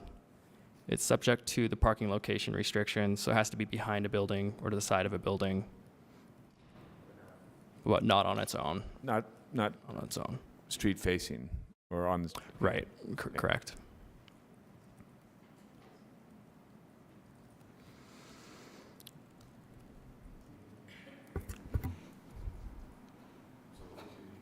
Do you need an answer on that?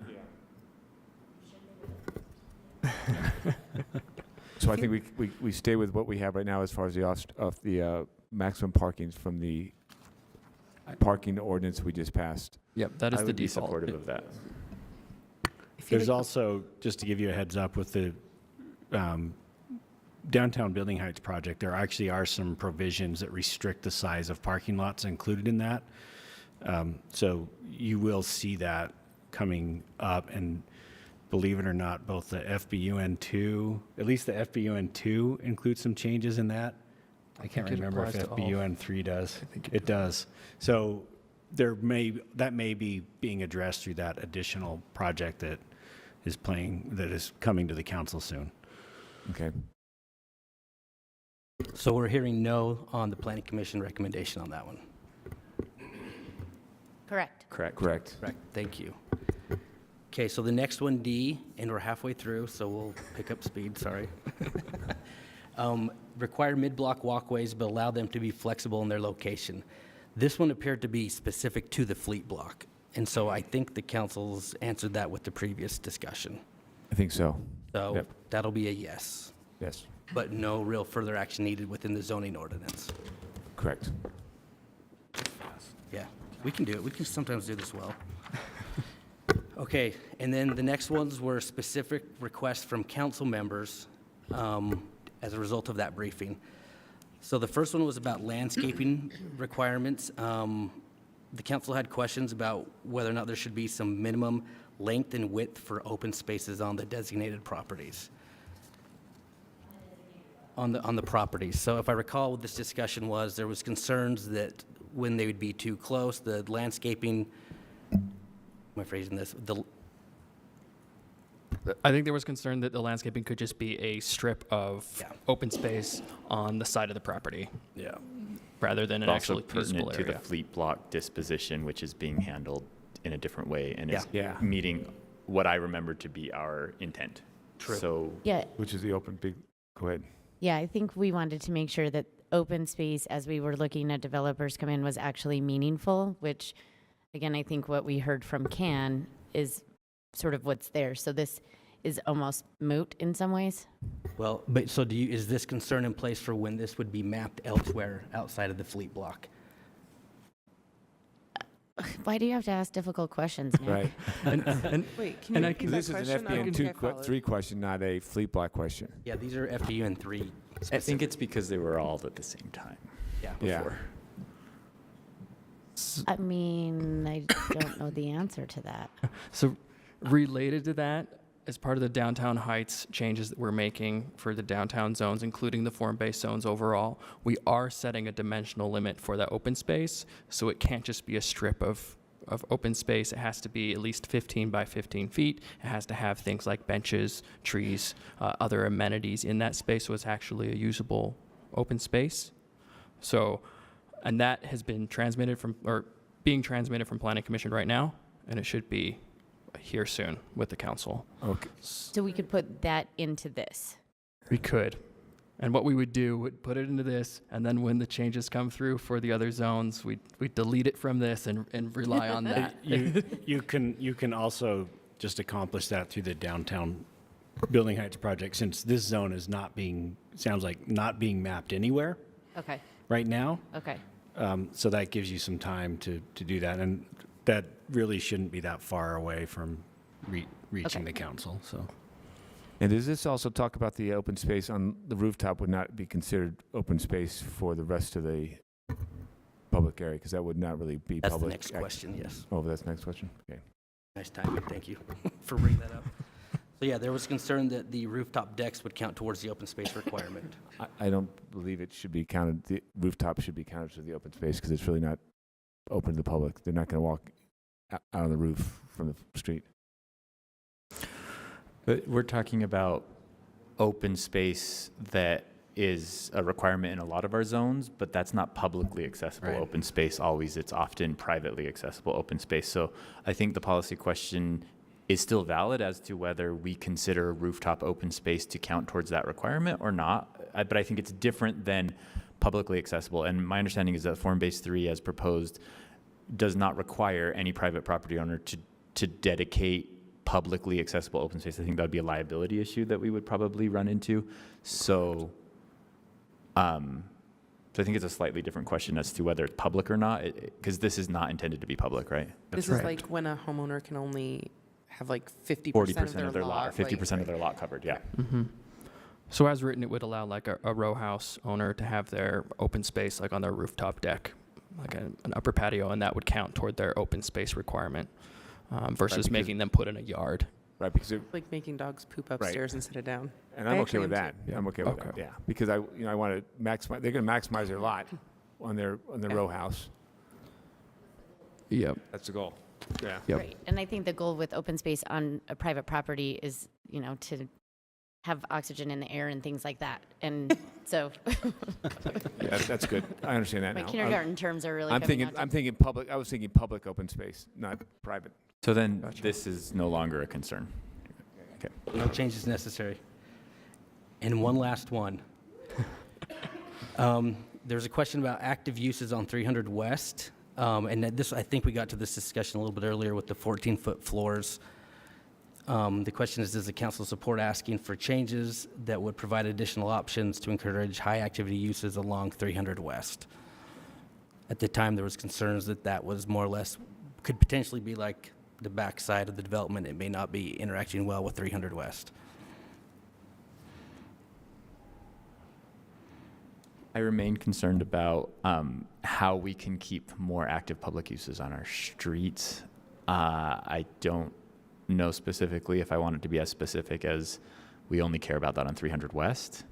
So if there's a different zoning tool that we can use, or maybe it's the downtown building height study or something that we can say we're requiring that these be active public uses in these conditions. I don't know if this is the right place to do it, but that remains something that is a goal for me, for our city. Does that answer your question enough? What's like another planning tool?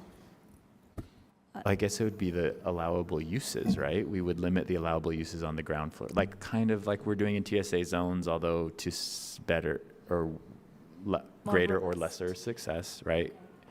Sometimes there's parking garages with windows and that's no longer allowed, right? But at some point it was.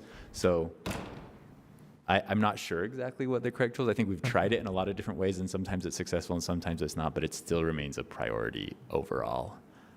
I guess I would say I don't know that it's going to be solved in Form-Based 3. It's probably something else. Or professionals, I don't know. I'm sorry, I couldn't hear what you were saying. That is still something that is important to me, but I don't know if fixing it here is the right place. I would, I guess, look to Nick, your team, if you think this is. Well, I think from a zoning perspective, really, if there's certain types of uses that the city wants on ground floors on certain streets, the only real zoning tool to do that is to require it. Okay, so this would be the right place to put it in. Yeah, otherwise, So it's like, yeah. other than putting it there, I don't know where else, how else to accomplish it. Okay, then I want to do it. But let's do it then. But I will say that at least how this is, I guess, proposed at this point, is that is something right now that is very fleet block specific. And so if we're not going to be, if we want to put it in the zone, you have that prerogative, and then wherever we would apply this, if it's along 300 West, that provision would apply. Okay, let me throw something out there then. Maybe since in the zone there's the two building types, one is the townhouses, which would not have any commercial, presumably. The other is the mixed-use storefront, urban high-rise, whatever thing.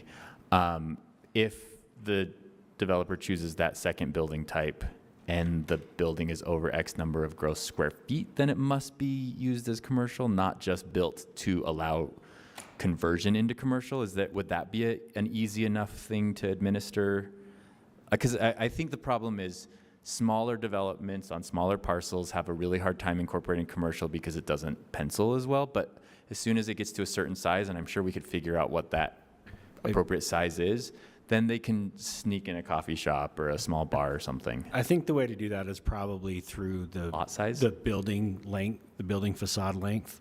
So building facades over a certain size would have to require a certain percentage of That's a great idea. ground floor commercial uses versus something else. And that's something that is easier to apply more district-wide than to specific streets, because we may have that same issue on other areas. And maybe if we have a big, huge lot, maybe it's okay that we have a big, huge, wide building, provided some of it it's has active ground floor spaces. The majority of it being ground floor uses. I like that. that. I like that a lot. And so the question here about 300 West isn't really applicable because we're talking about the zoning itself. Yeah, and we can look at trying to find a way to accomplish that associated with the building facade length too. Okay. Like for instance, facades lengths over 100 feet must be 25% active public uses for a depth of 25 feet. Yeah, something similar to that. Yeah, which is something similar to what we did at Sugar House. Maybe not. Yeah, something. I think we did something like that in Sugar Okay. House. So does that answer this question here on 300 West? Okay.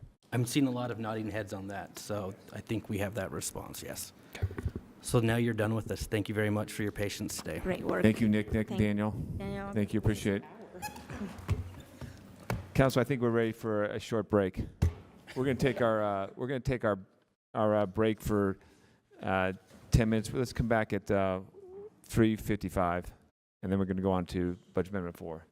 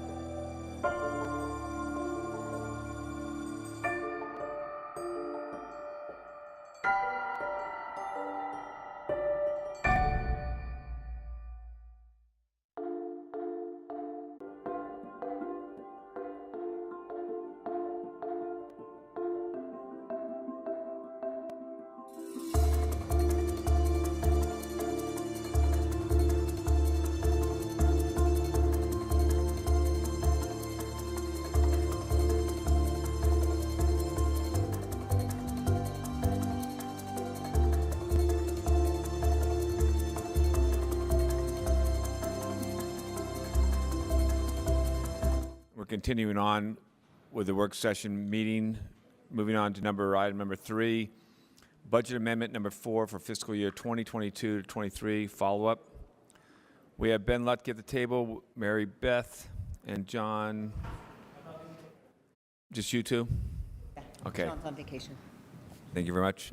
It's all yours.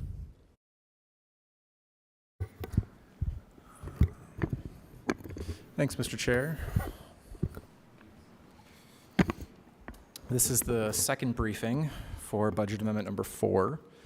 The public hearing is scheduled for December 6th.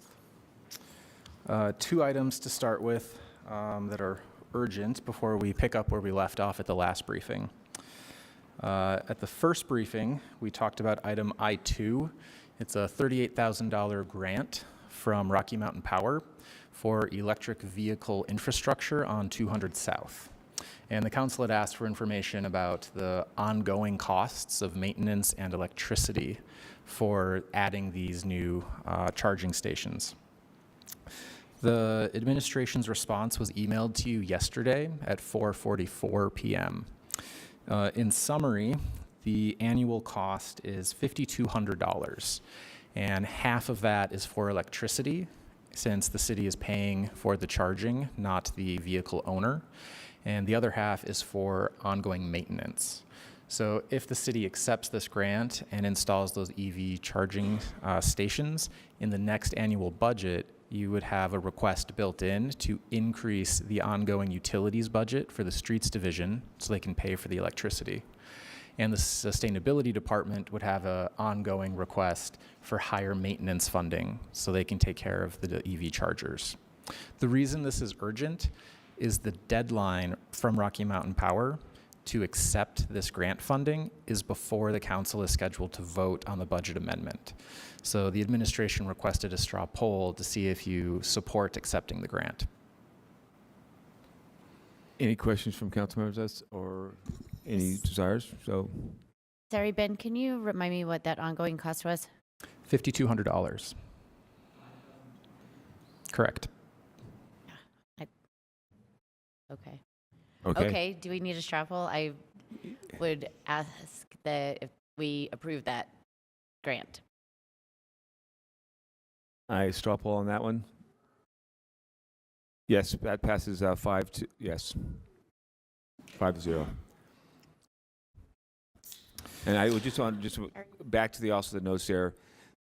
They still have on the action of privatizing this thing, and maybe we need to look at whether sustainability should be doing the maintenance.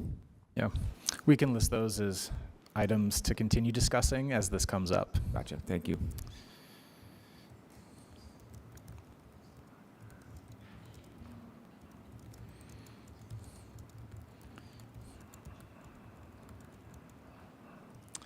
The other item I wanted to bring up is a potential new council added item. This would be I-4. The city applied for a federal RAISE grant to study east-west divide transportation solutions. Unfortunately, the application was not awarded. So the Transportation Division repackaged it and submitted it for a different federal grant called a Reconnecting Communities Pilot Grant. This is part of the bipartisan infrastructure law. The city's local match for the first grant was $1.24 million from Funding Our Future. So this would be a council added item to rescope that $1.24 million for this new federal grant application.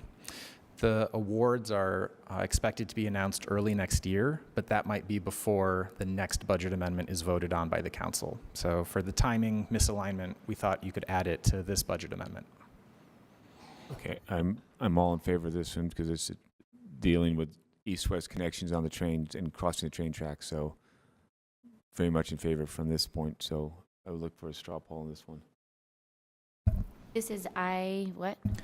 It's not in the staff report, which is why I wanted to bring it up at the beginning. It would be I-4. It's I-4, just, but not there. Okay. I'm fine with it. Is that your No, straw poll? I haven't done the straw poll. I was looking for a straw poll. You are allowed to do straw polls, right? Yeah, I could do it. Yes. Okay, I'll do a straw poll that we support that. Yes, that passes. Thank you.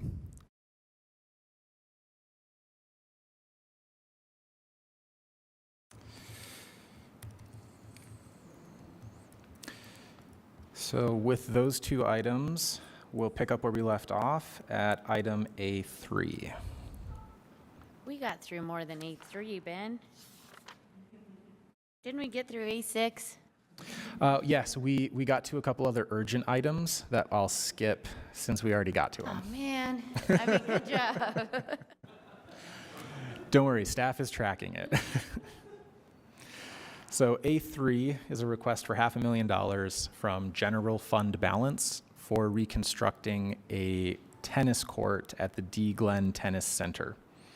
After the March 2022 earthquake, court number 7 started experiencing cracking and buckling, and it's not currently being used. It's considered unsafe. Repairing it is possible, but it would likely be temporary and could be almost as expensive as reconstructing the court. The city did evaluate using our property insurance for covering this cost. However, it's difficult to attribute the damage from the earthquake versus concurrent drainage issues. And since the damage occurred over multiple years, you can't attribute it to the single event of the earthquake. So it doesn't look like that would be an option. One policy question is if you'd like to ask the administration to evaluate tennis court reconstruction needs citywide. There have been a few CIP proposals that were not funded in recent years for other tennis court reconstructions.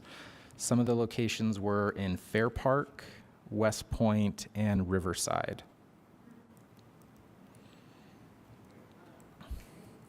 Correct. And it's 500,000 to reconstruct that damage? Mhm. Wow. Okay. Sorry. Ben, can you go back to your comment about the city insurance? Yes. So unlike the earthquake damage to, say, this building, where it was immediately apparent and it's easier to make that property insurance claim, the damage to this tennis court, the buckling and the cracking, it got worse over a few years. And there are drainage issues that are believed to be causing it, but there may have also been some damage by the earthquake. But untangling the causality between those two, it looks too complex to make an easy, direct property insurance claim.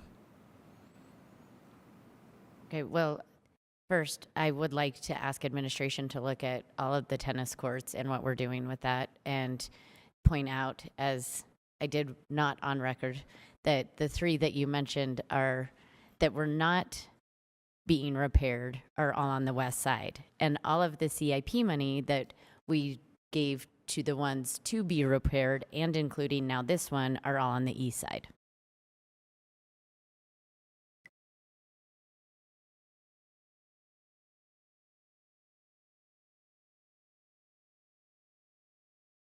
So we'll make that request. I think that they've already done some work looking at it. We'll see what we can get for the next briefing.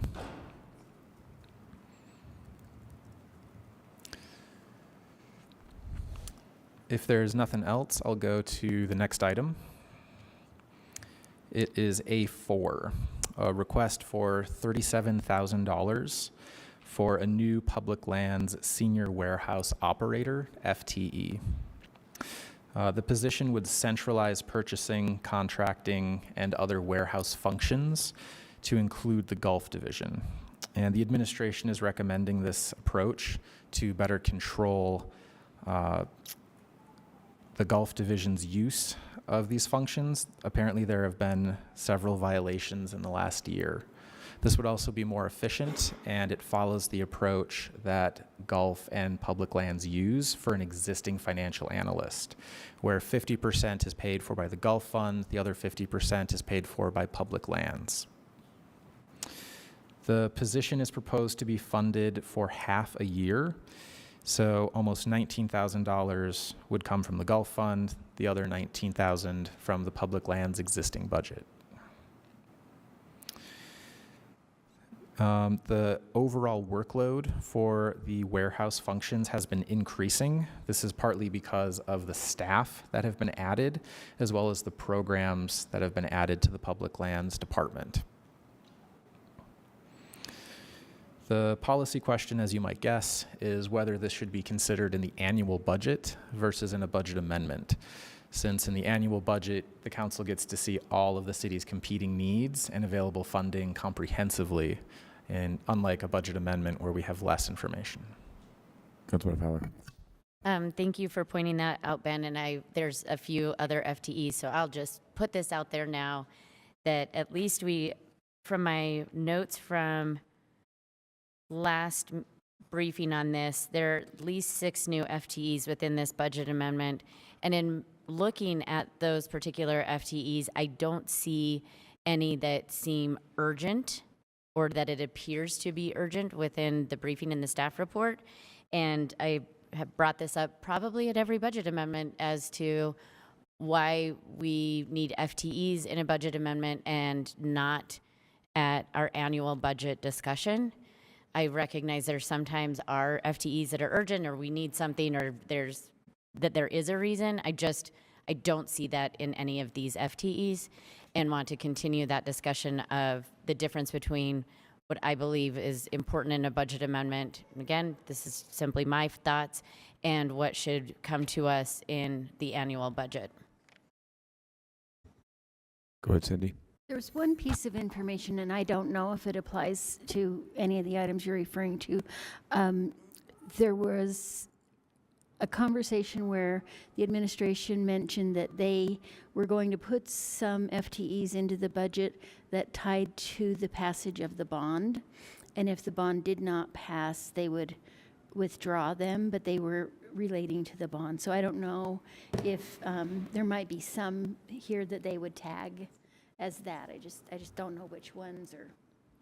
And again, I appreciate that, Cindy. And I'm certainly not saying that no FTE ever should ever come through a budget amendment. It's simply, and we went through a lot of this last year with the amount of FTEs that we added through budget amendments that really truly seemed like they could have just come through the annual budget, that there wasn't a necessity, there wasn't an urgency, there wasn't some extenuating circumstance that said, this is a valuable reason to add this to a budget amendment. Again, and I voiced this a lot last year, it's simply my philosophy of the use of budget amendments, and I stand by that. So I'm not going to voice it again in the other, when you bring up the other FTEs that are coming. I'm just throwing it out there. It's on the record. I mean, I don't disagree, and so I guess the question is which ones of these really are urgent and why? And if that's something that can be explained to us, then I would probably be supportive of some or all of them. But I think, to your point, Councilmember Fowler, I agree with you that in general, I would prefer them in the annual budget. Kristen Reichert.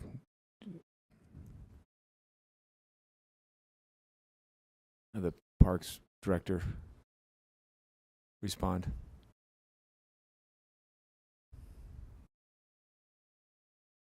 Hi, thank you. Kristen Riker, Public Lands Department Director. First, if I can just make a correction here, that the funding, we're not requesting funding. We have funding in our budget. It's existing. It would come from golf, and it would come from public lands, existing savings that we have from openings in our budget. We would ask for that funding in the annual budget. We're asking for an FTE to start mid-year, and really the extenuating circumstances are that golf right now is doing really well and bringing in a lot of money, and which is awesome. And so they are putting out a lot more requests to purchase, and they need some help with that. And it's been a little bit overwhelming, and we've had some violations, and we're trying to stop that from happening. And so the request is to start that position now with our existing funding, and then we would request the funding in the annual budget. Chair, would these funding sources be enough to cover, because I know this is about a half year's worth of salary represented here. Do you have enough in these funds to continue, or will this be an ongoing cost that's relying on our revenue streams and general fund? It would be an ongoing cost starting in fiscal year FY24. 24. Yeah, so we have enough to cover this fiscal year. They're using their attrition savings from vacancies. So this would be a case where what we're doing is adding to the structural deficit. Right. But it does help that there are savings to finish this year. But next year, you would, by deciding it now, you would be saying, this is a higher priority than anything else that the mayor will bring. Thank you. Yes, thank you.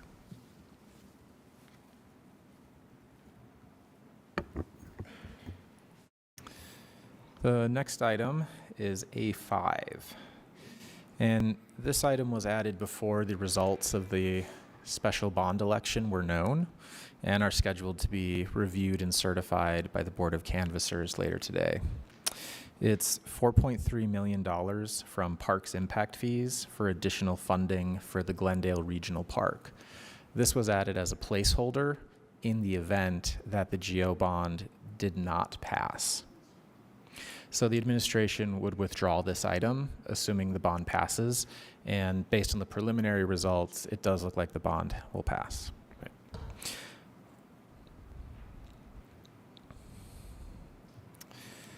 A6. Is this expected, because we allocated 23 million in the GO bond? 27. 27?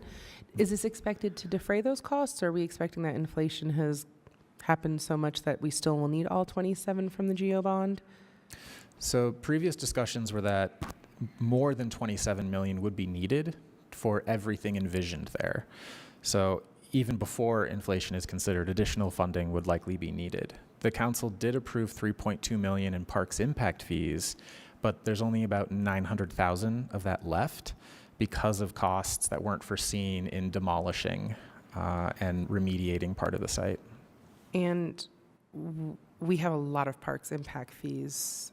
How much are we in danger of losing if we don't use? The next refund date is over 2 years away. It might be 3 years. Okay.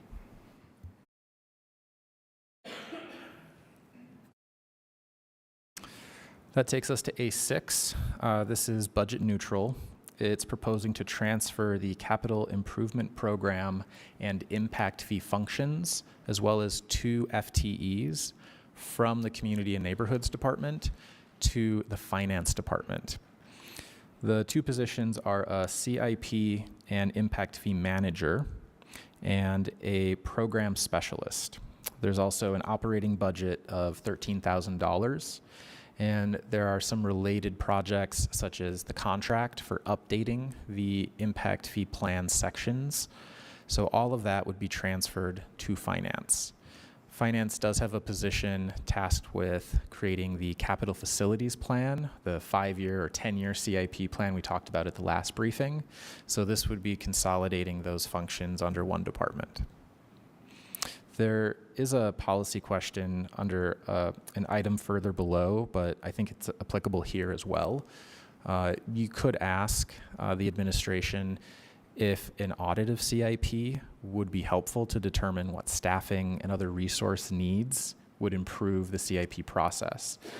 You'll see later in here a request for 3 FTEs related to the GO bond that Cindy referenced. And I think that is getting to the same issue of where would adding resources to CIP be most helpful for the city, if that's something you wanted to look further into. I would, and hopefully the ERP system may in the future help us get there also, but it would be nice to know what would be helpful in the improving the efficiency of the CIP project. I would welcome that with open arms after I get an ERP implemented. Gotcha. I understand. Yeah. I understand. When are we expecting that? Hopefully March. March? Yeah. Okay. It's going really well, but And- it's really tiring. I'm sure. And then how long after that's implemented does a audit of this sort, how long would that take? Like an audit of CIP and, I don't suspect more than 3 months. I Okay. mean, we probably could come back after that. I don't think it will take very long. Well, I would always say 4 to 6. More than that? Just 6. Okay. So Yeah. we don't have Yeah. high expectations? Yeah. There's something that happens in May, and I'm not sure exactly what that is. Right. May and June, it's something big. Something. Okay.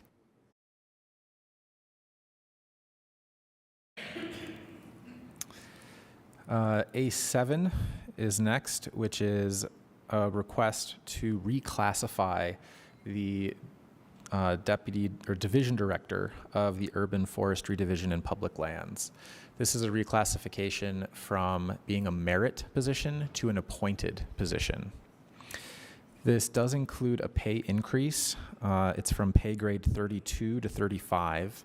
The annual budget impact is $10,000.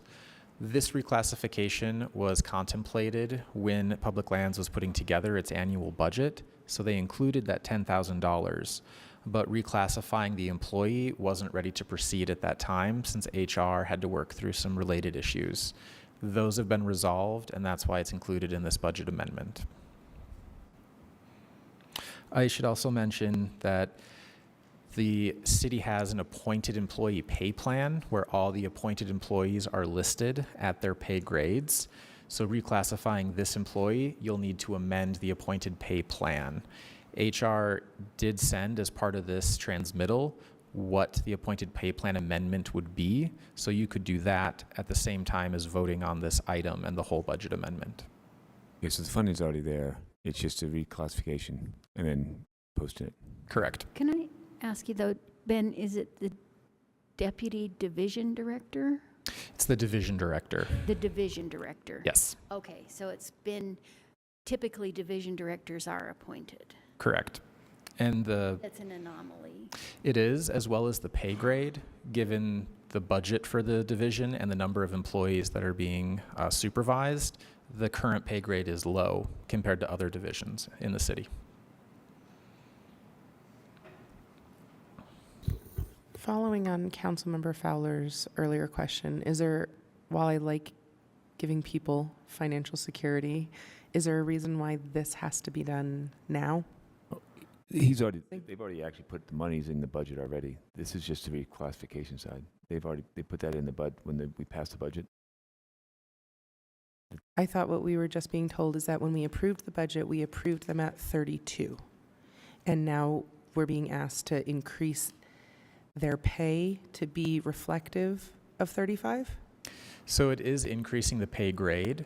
The annual budget included the funding for that so increase. the pay was adjusted. This is just, okay. Thank you. Thank you for that I would clarification. say he probably doesn't have the money yet. It's just this. Perfect. It's on the chart. Thank you. Thank you. Those were the dots that we're not connecting. Thank you. A8, this is a request for 2 new FTEs. They are contract development specialists. These would be in the finance department. The funding would come from general fund balance, $104,000, as well as $5,000 from IMS. There has been a surge of contracts. There are 2 charts in the staff report and in the transmittal that show this increase. It's a 148% increase over 3 years. So in fiscal year 20, there were 96 contracts. The following year, this jumped up to 197, so it more than doubled. And the following year, it was 238. This is being caused by several factors. Some of it is the influx of one-time federal funding, so the CARES Act, ARPA, the Bipartisan Infrastructure Law, which is a 5-year funding increase, so we'll be seeing more of those. It's also being impacted by the sales tax bond, the GO bond, increasing the city's budget and the number of programs and staff. So all of these increases result in more contracts. The funding would only be for 6 months. The annual budget would have a $208,000 increase to cover a full year for these 2 FTEs. And it's the same policy question Councilmember Fowler spoke to about budget amendment versus annual budget. I'm not going to ask a question about that. It's okay. Mr. Chair, if I may. If you want to put me in the hot seat, I will be more no, than it's happy to fine. answer a question pertaining to it. I actually am curious about, because I fully recognize the last 2 years and what finance has, the hoops and the things that finance has had to go through to make sure that we get the CARES Act, that we get ARPA funding, that we get the infrastructure dollars, that we get the earthquake money and all of the things. And as Ben pointed out, you know, the ARPA funding is to be spent within 5 years, 2024, 5 now at this point.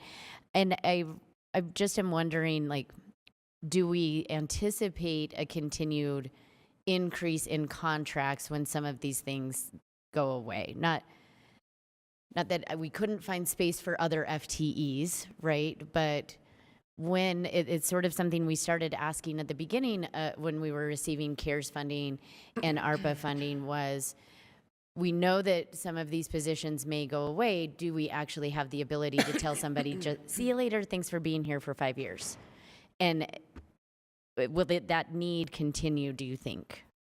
So we can put a time limit on it if we choose, is what I would say. And I can't tell you, I didn't expect it to be like this. I would have never put FTEs in a budget amendment because I don't like it as well. But so I would have never expected the influx of contracts. Right now, the procurement official, the deputy, the person that, the contract manager, and then 2 contract specialists, they're all writing contracts right now because we are so busy. And I'll give you an example is I asked Chris, I said, give me how many contracts you have outstanding in the queue. He said, okay. So I gave them to me. There was 40. Next Monday, there was 57. And I'm like, how do you manage this? How do you manage this with really 3 staff? And we just had 1 leave, so now 2 staff. How do you manage that, right? So we have a position that just left on Wednesday as well, but you know, you can't manage that type of influx of contracts. And I just don't know, Councilmember Fowler. I mean, that's fair. Nobody was anticipating a global pandemic to cause a lot of this, right? So I get that and I appreciate that response. And I think that that's part of this as well, right? The delay of supplies. Sure. Is also, he used another example that Ford actually has once a year, 3-day window to order our vehicles. So we have to pull somebody off of doing anything else, and all they do is order for those 3 days. They can't do anything else because that's the only time Ford will allow us to order vehicles. Wow, okay. So they're doing some interesting things. Thanks. Mary Beth. Chair? Oh, okay. Chair? Oh, go ahead. Is there any chance that any of these contracts are revenue generating for the city, or is it mostly expenditures, like grants? So as we increase grants, they have to write grant contracts as well. So yeah, so it would be expenditure contracts, but there's also grant contracts. And as we know, we have seen an increase in grants moving forward as well. Thank you. Mm-hmm.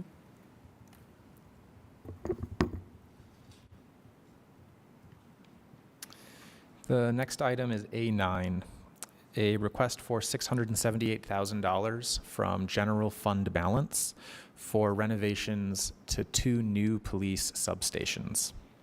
So these are one-time funds to cover tenant improvements, office furniture, supplies, as well as some parking adjustments at one of the substations. The ongoing annual budget will need to include the lease and utility costs. This is estimated at $225,000. The downtown substation, it has a lease for 10 years, and it would be used by the central precinct. So the Salt Lake City Police Department has 3 precincts, and this would relocate the central precinct to the downtown substation. The North Temple substation has a lease for 5 years, and it has 2 options to renew for 5 additional years. So that would be 10 more additional in total. The transmittal does have a detailed line item breakdown if you wanted to see what each of the individual cost estimates are. A10 is a request for $750,000 from general fund balance for renovations to 5 fire stations for gender equity improvements. Earlier this year, the administration assessed all of the city's fire stations to evaluate workplace reasonable accommodations and privacy for gender equity. Note that out of the 12 stations, number 3 and 14 were recently reconstructed. The other 10 are much older. Some of them are from the 70s. Of the 10 remaining stations, half of them were found to need minor modifications that could be done within the existing budget. Each year, as part of CIP, there's funding to make minor adjustments to city-owned buildings. The other 5 stations were found to need more significant adjustments that needed a new appropriation, which is the item before you today. The stations that would be improved are number 1, 5, 7, 8, and 10. They were found to need adjustments, particularly to the bathrooms, the showers, and dorms. So this funding will go to those internal reconfigurations so that female firefighters have more privacy, since traditionally it was a male-dominated profession and the fire stations were not built with those considerations in mind. I just want to say yay. That's all. We went and toured a few of these, and I just want to point out 2 things with this. One is that the recruitment that our fire department, and I know our police department, but our fire department is doing to add more women in firefighters is awesome, and we are seeing an increase in women firefighters within the SLCFD. And then to make sure that there are adequate accommodations, that people feel comfortable in their space. I mean, firefighters are there for 48 hours and live there, and to not feel comfortable in that space that you call your second home would be terrible. So I really commend the administration for this. I commend the fire department for this, and look forward to more tweaks as we get more and more female firefighters in our department.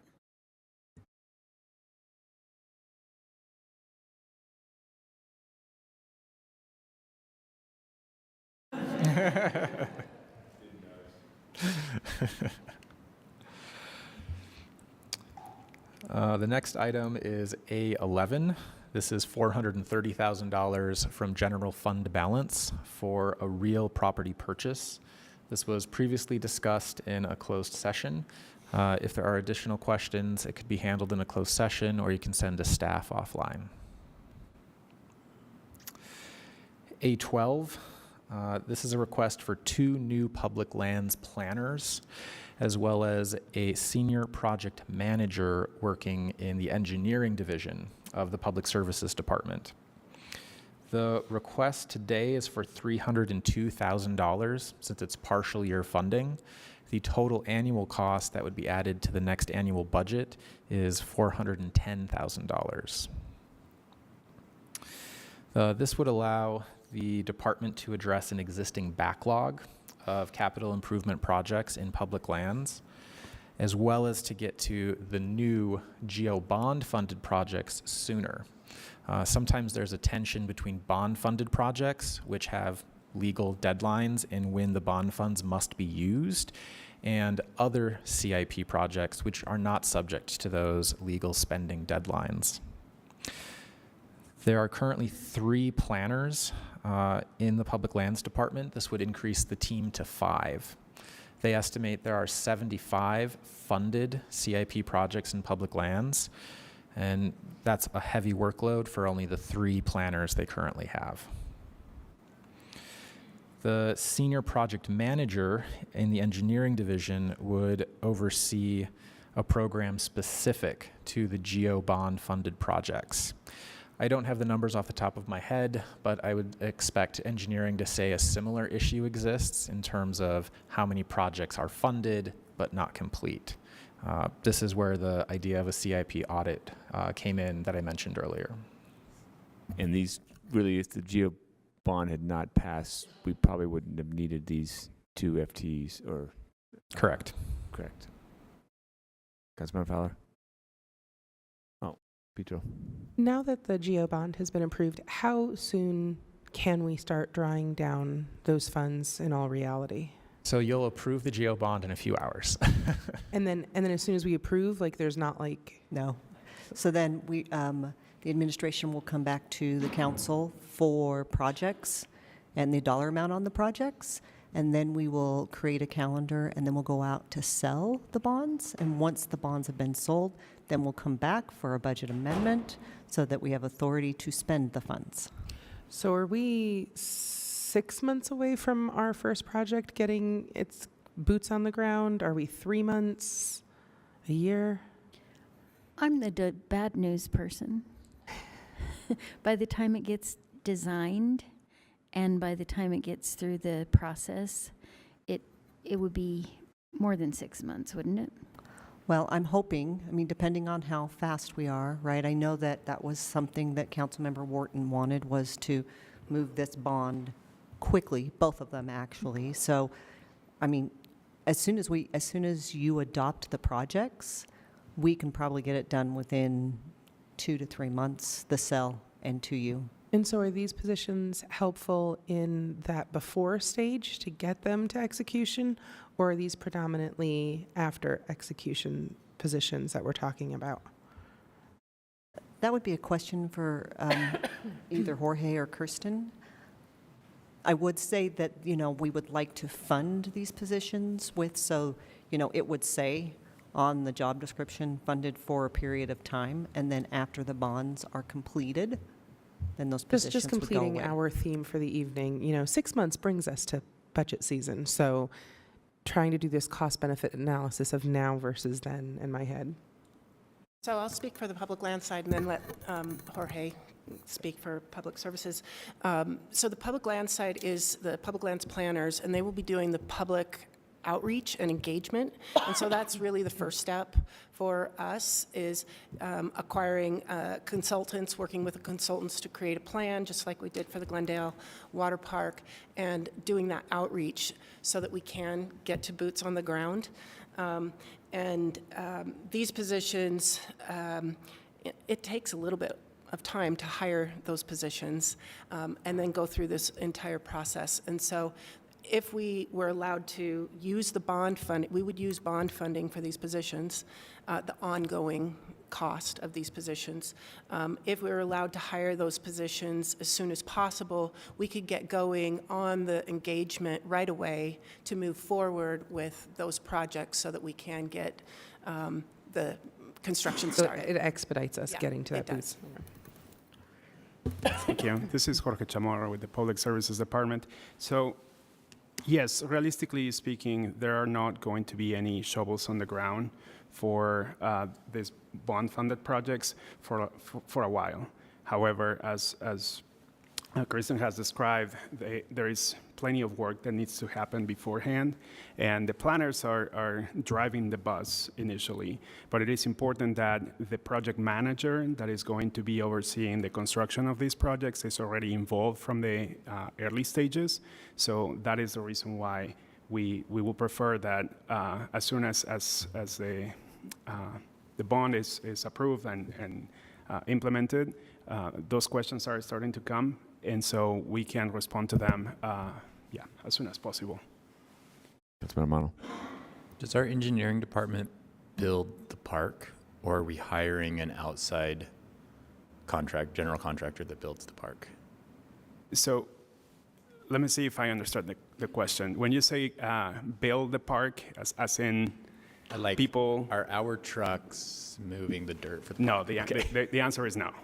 We put, the first stage is conceptual design, obviously, and then construction design will be oversaw by engineering. Then the bid package goes out, we get a firm that is going to actually build it, right? But we have a project manager that is continuously engaging that construction company as well as all the stakeholders. So we oversee the project, engineering. Can I just add, too, that if we wait till approved funds for the year, July 1, it would probably take us at least 2 months, probably 3, to do that hiring. And so we wouldn't have that engagement start for probably 9 months. It would take quite a bit of time before we could begin any of the bond work. Thank you. Councilmember Fowler. Sorry about my disruptive leaving of the meeting, but so something that came up in a meeting of mine, and I'm kind of just throwing this out there and questions, is that, and I recognize that we need these, at least project managers and these FTEs, but one of the things that came up, and I'm looking at this as it pertains to the GEO bond, for example, is that, and this got, and CIP things, and this sort of came up in a meeting with engineering of hiring consultants that know that they have, like, this is your project and you're going to be here for 5 years, instead of hiring city employees to do this, that we say, because then once we hire a city employee to do it, it's not after 5 years that we're like, good job, see you later, right? That's always the discussion that we have with like the grant positions and things like this, is that you then say, well, now you're a city employee and we don't want to fire somebody or tell them their job isn't here. But consultants know that that's their like scope of work. Is that something we're looking at doing with the GEO bonds and, you know, with some of the CIP projects? Yeah, we both have a different response to that because we're taking a little bit different approach. So with public lands, these will be provisional positions. So they are tied to the bond funding. Okay. And so they would have an end date when those projects end. So that's sort of like within their job description already. Like they from the beginning know that that's right. This will terminate at some point. Right. And with public lands, we for large projects such as the bond type projects, we always hire a consultant, but somebody has to oversee that consultant. Somebody has to work with them and work with the public and be the public lands liaison. And so that's basically what our two planners will do, is be that liaison with the consultants to do all those surveys and engagement. And it's very similar for engineering. And yes, the process and the approach that you described, Councilmember Fowler, is exactly what we're doing with engineering. When it comes down to the one FTE that we are asking for is also provisional, tied to the bond, but we amplify that, and instead of trying to hire 5 project managers for this 7-8 projects in the bond, we're just going to hand this program to a consultant. But again, there needs to be one person overseeing the whole program, all of those projects in engineering. And so that is our senior project manager that we're asking for. Perfect, thank you.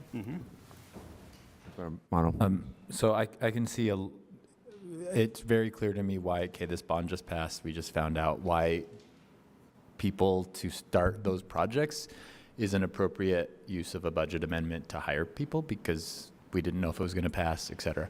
I guess I need a little more understanding why engineering needs to have that project manager at this stage, if the first step is really engagement and figuring out scoping and things like that. Because it seems like, to me, in my brain, and I'm maybe thinking of this from like a building architecture construction standpoint, which might be wrong, but it seems like the project manager from engineering department that would then work with the contractor that's actually building the thing is important in the design stage, but maybe the design stage wouldn't be to that point yet before the next annual budget. So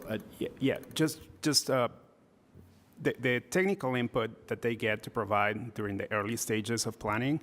Again, I mentioned this analogy, but basically the Parks Division with their planners will be driving the bus. But along the conceptual design, the technical input that the engineer is providing would prevent any issues in the future when the handoff is given to engineering. And so they don't receive a packet that they cannot deliver because there are so many modifications that need to happen. So engaging them early in the project and asking for their technical input in something that is buildable, right? It's part of the best practice. So that's the answer. Thank you. Certain on that? Yeah, I guess I'm still uncertain on that piece. It seems like there's so, and actually this maybe is a totally different thing, but I'm not sure that I agree with this as the state of how we do things in the city, but just there's something this big that's going to be built, like a street or anything, tends to have so many months of like public engagement and gathering information before we actually start designing that I'm not sure we need the construction, the engineer to be involved in those just yet. But I would also be supportive of moving a little bit quicker with things, because I think sometimes we like do so many surveys that by the end of it we don't know what we learned, and they're not really helpful. And we did just do a giant public lands master plan, so like maybe we don't need as much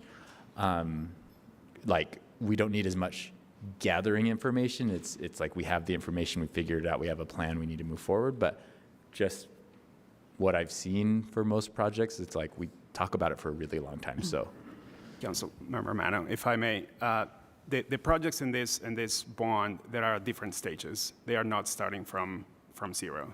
So, for example, the Glendale Regional Park is one of them that requires a little bit more. It's further along the process than, let's say, the small parks in the different districts that are basically starting from scratch. And we also can't forget the revenue bond that was also approved. And so there are projects within that bond as well that the engineering team works alongside with the public lands team to implement those projects. And one of those is the Pioneer Park. And yes, we are going to start the construction of the Glendale Water Park very soon because we have a deadline on that one. So some of that construction is going to start sooner than later. Some of the other projects, we haven't even begun to think about our engagement yet. And so those will be those will trail behind, but we're hoping to get some implemented very quickly. Cindy? I just thought of two things as you all were talking. One is we do have a backlog of CIP projects right now. So some things that the council has funded wait a year, 2 years, 3 years, 4 years before they're constructed. Would any of this help get any of those things moving?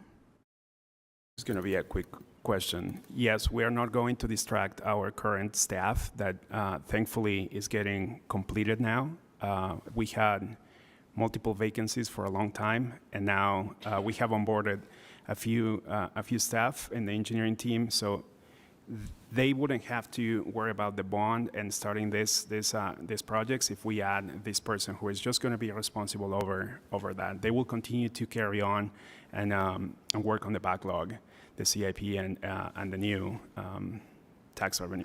Okay, so you have enough people, if they can keep working without being diverted, it'll help get rid of the backlog that we have? Correct. Okay, and then there was a case in the city where a department had designed, basically conceptually, a project. I'm thinking of the road by the mall, City Creek, and it turned out that by the time it got built to the standards that were suggested based on input, it was impossible almost, or very difficult or very expensive for public services to maintain. So I don't know if that's another function that you'll have those people do, is be sure they make things that are practical. We're getting to better. maintain. Yeah, we're getting better at considering the ongoing maintenance and future it wasn't maintenance. that your people didn't design it well. It was that they received a product that they hadn't had input in, I think. Right. And if I can just respond from Public Lands side to your question, Public Lands right now with 70 to 80 projects that are in the queue, having 3 people is really not enough on our planning side. And we've been talking about how to manage that and how to improve the engagement and continue to meet the needs of the public. And we likely will lay out like a 3-year plan for how to increase our planners, but we will do any of that through our regular budget process, requesting additional planners for those CIP projects to keep our process moving forward in a timely manner. One more question, Mr. Chair, real quick. Just for our information, per manager or planner, how many projects each of them are able to take? Well, we have right now we have 3 people and about 80 projects, Okay. which is too many, right? Right. And so Tom is here. What do you think, Tom? About 5 projects each is preferable. 5 to 10 is preferable. Okay. All right, and for you? It is about the same. I wouldn't say the problem. Because you follow exactly the same process of procurement to construction to ribbon cutting for a small project, let's say a $250,000 CIP project, you have to do the whole process for it, right? Whether it is $250,000 or $8 million in a project, it is the same steps. So it is about 5 to 10 projects per project manager. Okay, thank you. Thank you. Continue, Ben. Let's give it another, say, 10 minutes. Then we gotta call it. We already discussed A13 at the last meeting. This next item is one of 4 that are in the budget amendment requesting additional funding for police officer overtime. If you add all 4 of those together, it's over $4.8 million in new one-time funding for police officer overtime. There is funding in the annual budget for this, so if you add that in addition to these 4 new items, the overtime budget would be over $6 million for the police department this fiscal year. I'll point out the other items as we get to them, so you can try to see that whole picture. And we normally budget overtime. We just off the mark by $2.5 million. Part of it is balancing current vacancies, officers on leave for various reasons, officers that were added in the last year that are in training, as well as the increasing calls for service. So it's a constant balancing. The other thing I would add is the increase in pay. When we've increased salaries over the last 2 years, we have not increased their overtime budget bucket by the same increase we've increased salaries. So that is also part of this. Okay, and that's really just all right. So that's the lessons learned for future budgeting. The overtime needs to incorporate the new salary. Correct. So A14 is the largest of the 4. It's requesting $2.5 million from general fund balance for the officer overtime. And this is specifically to account for vacant positions and officers that are currently on leave.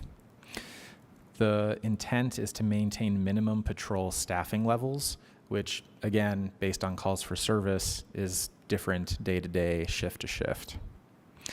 In September, the police department did implement mandatory overtime for patrol. This $2.5 million would be for voluntary overtime. Based on the fulfillment of the voluntary shifts, if it's too low, the mandatory overtime could be reinstated. There are currently 29 officers on leave. This is a mixture of parental leave, short-term disability, military, and other things. There are 67 officers in training and 43 police officer vacancies. The 43 current vacancies is an improvement over the 56 vacancies that the council was told back during the annual budget. And it's important to note that there have been 24 police officer FTEs added this calendar year. They're listed in the staff report if you wanted a reminder.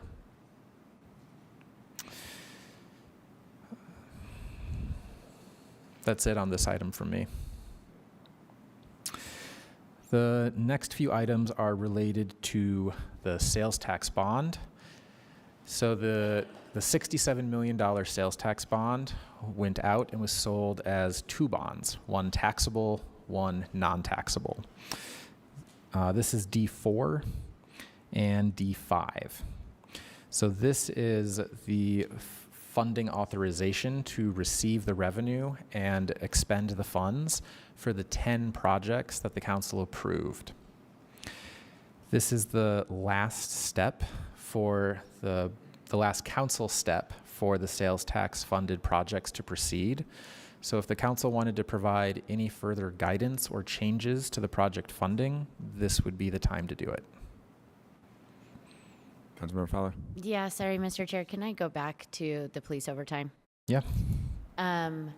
It feels like we're pretty far off in what we were anticipating overtime to be. Is there any way to guess better?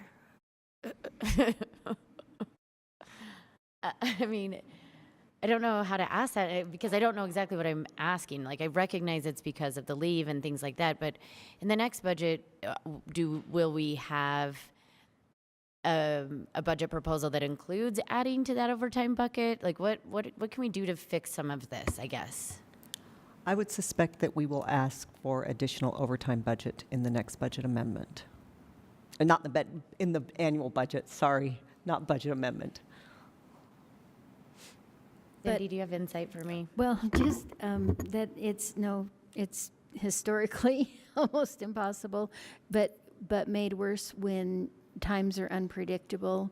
So with the influx of individuals without housing, the inability to have a location to take people right now who are experience mental health issues, and then special projects that need to take place in order to just address crime in the community, like the hotspot policing or all the different programs that the police department has worked on to try to mitigate issues that have been raised by the public.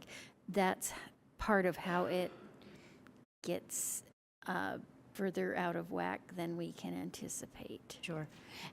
And you bring up a good point, Cindy. I wonder, Ben, if we can maybe make a note. I know that, and I'm, again, always proud of us as a council and the administration for our alternative response models. And one of the things we've asked for in the past is sort of some reporting and some metrics, right? Of like, are these programs working? Are they doing what we anticipated them doing? I wonder if adding another metric of, is this helping our police over time, might be interesting to look at as well from kind of a budget standpoint as we continue to evaluate those alternative response models. And it might take a little time. Sure, this might be like 3 years out to actually understand it. To see any effect, yeah. A long-term look. Certainly. The police department is hoping to launch the civilian responder program early next year, which has a lieutenant overseeing it as a director, and then 12 funded FTEs to go out and respond to those lower priority, non-serious calls, which was designed, just as you said, to relieve pressure on police officers to focus on more serious calls. The council's audit did find that looking at a 12-month period of all calls for service, there could be 20 civilian responders based on the low priority calls the auditors found. So that's another option, is adding civilians may continue to help relieve pressure on existing officers. You may not need to add as many officers, but that's something to keep in mind. Right. And it absolutely true also. Sometimes these take time to actually show a difference because you got to get them hired, they got to get them in place, and then you see the change. But it's time to get there. You can't measure it next month because they're not in the system yet to measure that. Absolutely. So thank you. So how much more do we have? Because we need to move on to the next step. Depending on the council's discussion, less than 10 minutes is possible. Less than 10 minutes as possible? I'm optimistic, Mr. Chair. All right, on the top of the hour, we're done. Okay. So we talked about the sales tax funded items. I just wanted to point out D6. This is the final issuance, the fourth and final issuance of the the streets reconstruction bond that voters approved in 2018. So after these funds are used in the next 2 years, there will be a significant reduction in available funding for streets reconstruction. So that might be a future policy discussion for the council and the administration.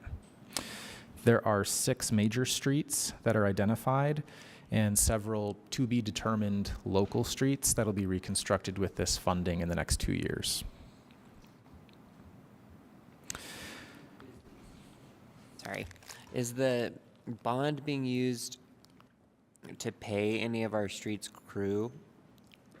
No. So the streets crew are doing maintenance. The Right. bond funds cannot be used for maintenance. They're Okay. only limited to reconstruction projects. Got it. So we won't need to necessarily cut our streets team again like we did before. Mm-mm. Okay. No, the streets team has ongoing funding, and that'll continue beyond the bond. Great, thanks. D10, this is another item requesting funding for police overtime. In Budget Amendment 4 of last fiscal year, about this time last year, the council approved $400,000 from ARPA for police overtime at the Emergency Winter Overflow Shelter, the downtown Wiegand Center, and the surrounding neighborhoods. Most of those funds were not used. There's $378,000 remaining, in large part because the opening date of the overflow shelter was significantly delayed. The proposal is to use those unspent funds for the same use this winter. So it'll be at the Emergency Winter Overflow Shelter's new location, the Gale and King Homeless Resource Centers, and the Wiegand Center, and the surrounding neighborhoods.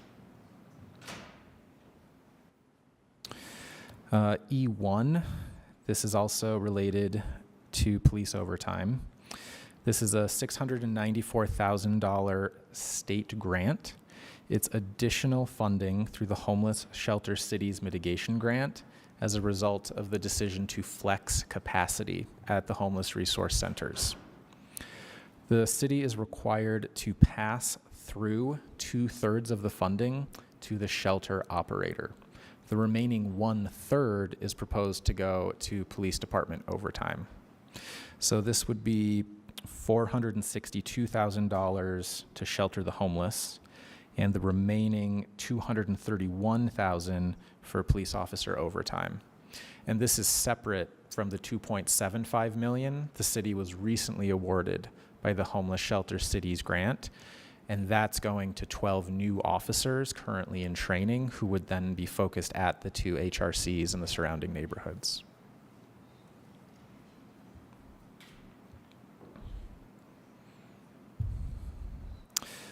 Next is E2.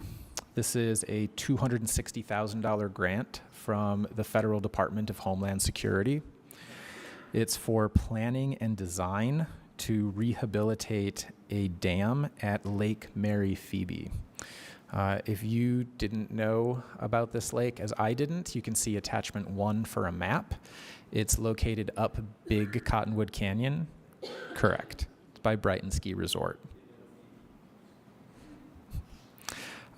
This is only the planning and the design. So in the public utilities budget, in the next 2 years, you would see requests for construction funding to actually build the renovations to the dam.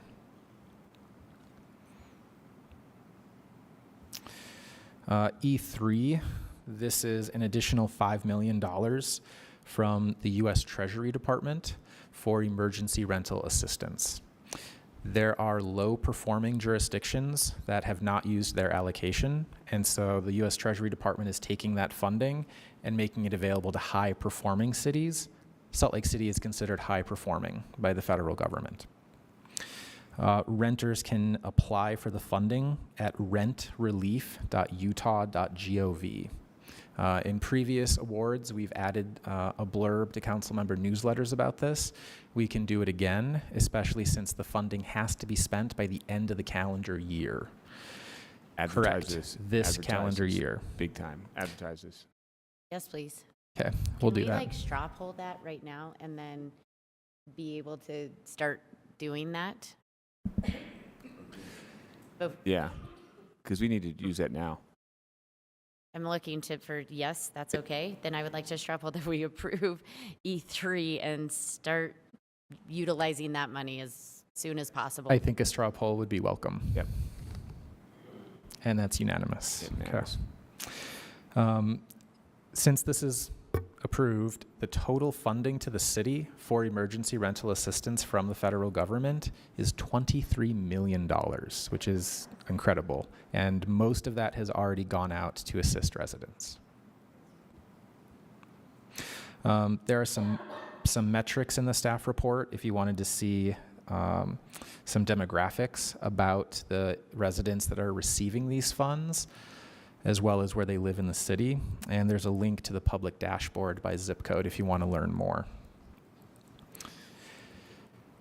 E4, this is the last item related to police overtime. It's a request for $1.6 million from ARPA for police overtime working with the Clean Neighborhoods team. So this is staffing to support the homeless encampment cleanups as requested by the county health department. The policy questions are related to, do you want to talk or ask the administration about spending the remaining ARPA funds by the federal deadline? How much ARPA funding would be needed next fiscal year?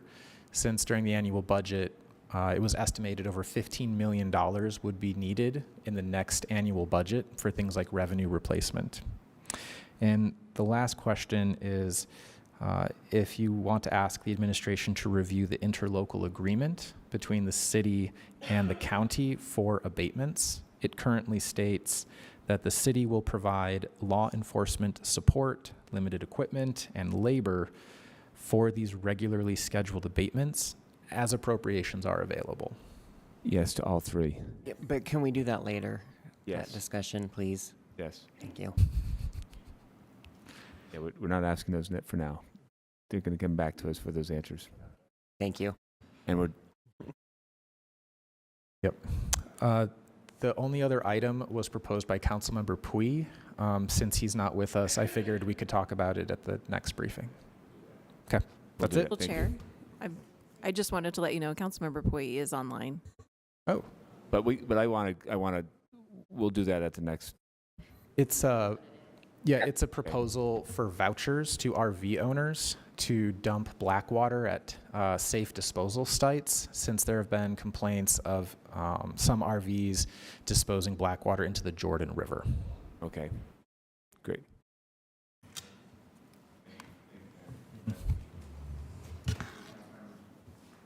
Council members, moving on to item number 5, library budget amendment number 1 for fiscal year 2022 to 23.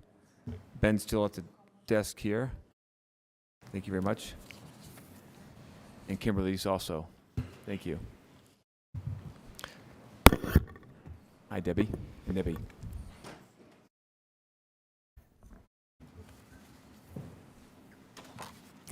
I forgot the break had already been taken that was on the agenda.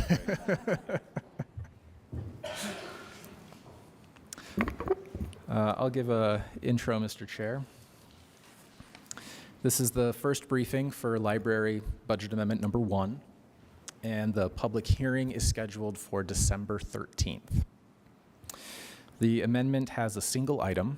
It's a request for $1.3 million from the library's fund balance, which is separate from the general fund balance. And it would be used for the purchase of property. Per state law, many of the details of a property acquisition are best discussed in a closed session, but I do have a few more details to share. The library's fund balance, or savings account, ended fiscal year 2022 $2 million higher than expected. It is currently at $7.8 million, or 27.5%. If you approve this item, then it would be reduced to $6.5 million or 22%. The process leading up to this proposed budget amendment was unusual. The property purchase contract was signed prematurely. Neither the library board nor the council had authorized it. The library's annual budget is insufficient to cover the proposed property purchase. So a budget appropriation approved by the council is necessary for it to proceed. The Library Board of Directors held a special meeting on October 26th. The board voted 6 in favor, 2 against, and 1 absent to recommend this budget amendment to the council. As a reminder, the Board of Directors of the library, they are the policy-making body for the library. The council's role is for budgetary approval and taxation. That's everything I have, Mr. Chair. Thank you, Ben. Council, any questions on this proposal budget? Just a couple questions on the maintenance side, like the main library. The main library, the roof and the leaking, that's already in the current budget, and that has already been funded at this point, and moving on? Well, the renovations to the roof have been funded in the fiscal year 23 budget, and we are hoping to begin that process in probably spring of 2023. The estimates, though. But We may need. yes, that's correct. We may need some additional funding for that, which we would request to take from our fund balance through another budget amendment process, because as anybody who's in the construction industry knows, all the costs are going up. Just to do the waterproofing is coming in around $2.7 million, and you can't waterproof without putting something on top of it, or it will degrade because of sun. So but we are working to bring down the estimates, we hope, by a significant amount of money to make it a little more palatable. So there might be some value engineering on the current design. Councilmember Fowler. Mono. This is more of a budget nerd question, so probably Ben, but what if the library fund is funded entirely by property taxes? What would account for a $2 million overage in their fund balance? Is it unspent funds that were appropriated in previous years? Because it's not like property taxes came in that much more than we expected, right? Yeah, it's a combination of those things. It can be property tax revenue that exceeds budget, which is treated as one-time revenue, as well as underspending funds that were already budgeted. I don't remember the specifics of how the $2 million was calculated.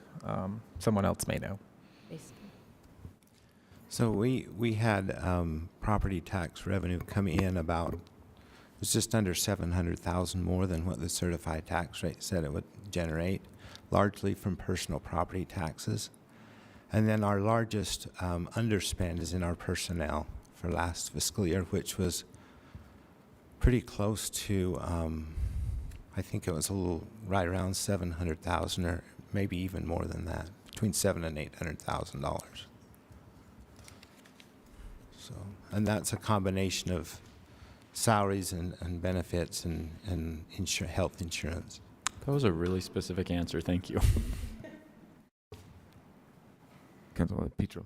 I can never remember if it's Foothills or Sweet, but one of them is crumbling on its foundation and about to slide into a major thoroughfare. Wow. Look, I come from arts and humanities. I'm allowed to speak dramatically. For the public's public's ease of mind, it's not like but going to kill we somebody. have significant foundational issues that, from what was presented to us during budget season, could impact our ability to function and use that building. What's the status on that, and do we have a strategy? I love Ballpark getting one, but I'm also concerned about us preserving the functionality in the places that we already have. That could be another area in which we would come back for a budget amendment. Maybe we could combine with the roof and that, because We are right now working with the engineering firm to kind of give us like a more solid estimate as to what we could do to kind of work on slowing down the movement of the building. And it's, from my understanding, it's going about a quarter or 3/4 of an inch per year, and it's not in danger of really sliding down into 2100 East, but we would never operate if it wasn't in unsafe conditions. So we are looking at what we can do kind of to mitigate that in the short term, with the plan that, if you recall, when we presented on the master facility plan, 10-year plan, that we would look at Foothill as one of our first projects, just because based on some of the issues with the structure of the building. So, of course, we probably won't be looking at bonding for that until maybe 2 to 3 more years. Yeah, and I'm going to tell you, I'm going to be real resistant during any recession where our property owners are experiencing financial duress to be open to tax increases and bonds that could potentially do that to them. So just a heads up as we head into this season of uncertainty. Yeah, we understand that. Thank you. And I think I can ask this question here. The funding that you're asking for, that would encompass all that is needed to outfit the property. Well, we and do the maintenance and do everything, and we did build into fiscal year Mr. 23. Chair, I'm sorry.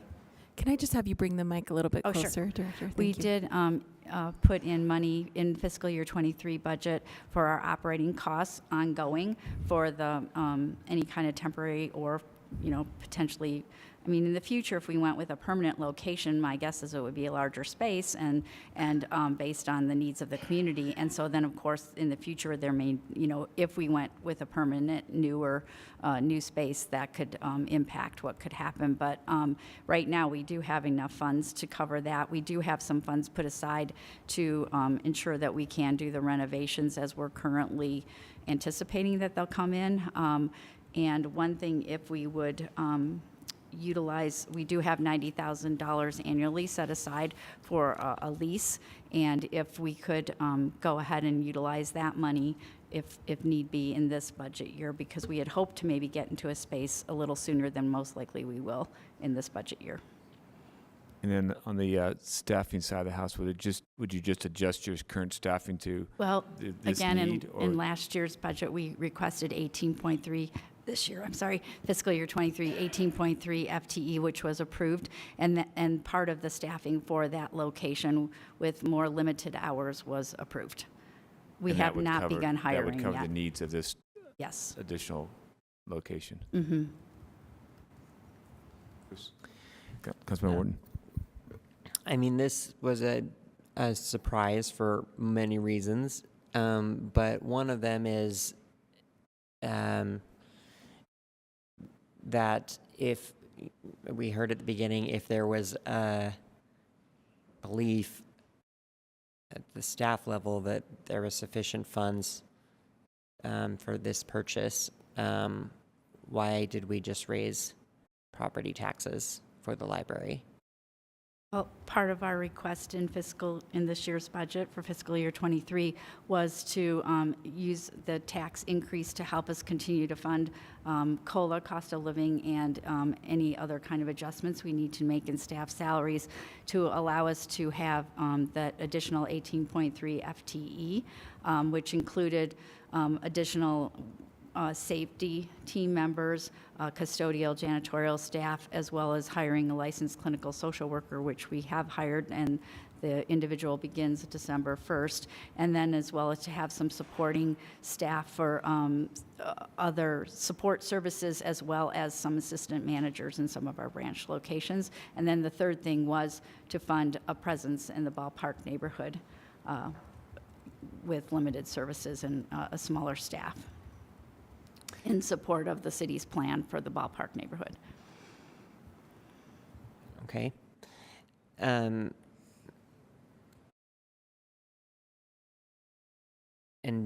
do you feel that that was all reflected in the budget presentation from the library? Yes. Okay. In our budget booklet. Mm-hmm. Okay. Can I just clarify that the tax increase that we requested as part of the fiscal year 23 budget was for operating? It did include a portion to lease a space in the ballpark area. The purchase of a location was not necessarily anticipated when we were going through the ballpark, and so it didn't really come into play as we wouldn't use the fund balance for ongoing expenses like the COLA or the additional FTEs. So that's what the tax increase was for. It was for ongoing personnel costs mainly. We weren't requesting funding in the tax increase for one-time acquisitions or one-time pools of money. Okay, and can you say, I don't know if this is better for a closed session, but you had 2 of your board members voting against this request. Do you know what their basis was for that was? Can I answer that? Yeah, they just felt like they had some concerns as to why ballpark was elevated in our list of priorities for a location, even though it had been identified in our master's facilities plan as a neighborhood in need of easier access to library services. And they just have some concerns in general with the ballpark station area plan, unrelated to our role. Cindy?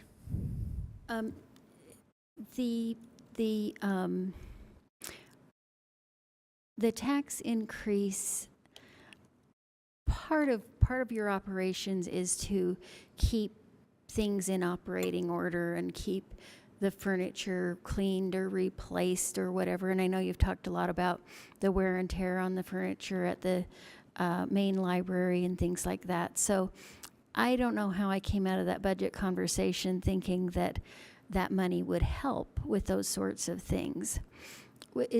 Would it be true to say that you could choose to use the fund balance to expedite the replacement of equipment, copy machines, furniture, or you could use it to help with your cleaning or help with one-time repairs at the branches or things like that? There's a multitude of things that are one-time expenses that you could use fund balance for. We do have designated designated budget. Do you want to go with that, Jason? We typically do every year include some fund balance in our budget to fund one-time, whether it be maintenance or professional studies that we know need to be done, like one-time consulting type things. So we do use our fund balance on a regular basis. Do you have a backlog of those things, or do you feel like you have enough money? Was this money that is in fund balance that you're asking to be appropriated now, was it in excess of the library's needs? I don't know that there's ever an excess of needs. I would say that it was unexpected that it was that high for this particular year. I think one example that it's been beneficial for us to have the fund balance was when we had the flood in the Sugar House neighborhood and Sprague Branch was flooded, and we were able to take money from our fund balance to do the renovations. We also had a couple of floods. If you remember, we had those large rainstorms at the main library that we were able to utilize that. So we always kind of view that as funds to help us in that type of situation when something unanticipated happens. And we do have some designated funds, Cindy, that are related for facilities and our IT that were part of the 2017 tax increase that was approved 5 years ago.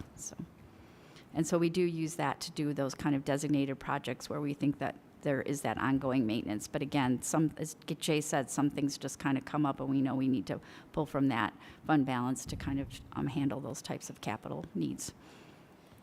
I would say a bigger constraint on getting projects done at the library is staffing capacity than money. We typically have, you know, money for capital projects and less on the operating side for the staff.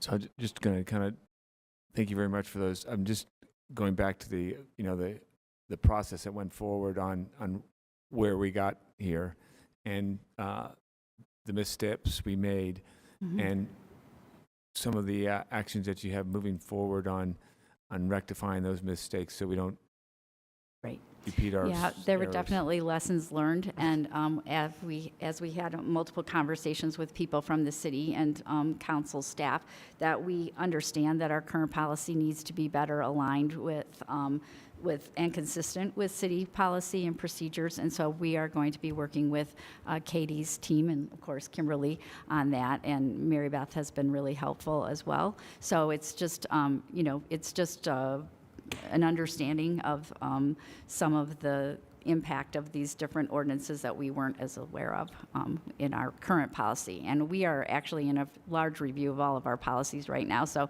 this is a good time for us to be taking that on. And I think probably we should put into the record that we're not talking about policies, but we're talking about statutes. Yes, well, but that we're aligned with our current policy is aligned with the statute and our processes. That's my understanding, that our processes are aligned with the statute. That they need to be aligned. Your processes Need to be aligned because they aligned with currently the statute. are not. And do you have So- any disagreement at all with the city attorneys or city finance? Well, we really haven't had an opportunity to have in-depth conversations about it, so I guess we just need to get a little more information, and then we can understand it better. I don't know that there's a large disagreement. It was just based on what our current policy is, and it's pointed out to us that there's some issues with that we need to address so that we can really understand, you know, just have a better idea of the city library's role in city government as well. We wholehearted, at least our policies state that we can't expend funds that have not been appropriated, so there's not an issue with that at all. That you can expend Cannot. funds? Cannot. Expend Yeah. funds that are not appropriated.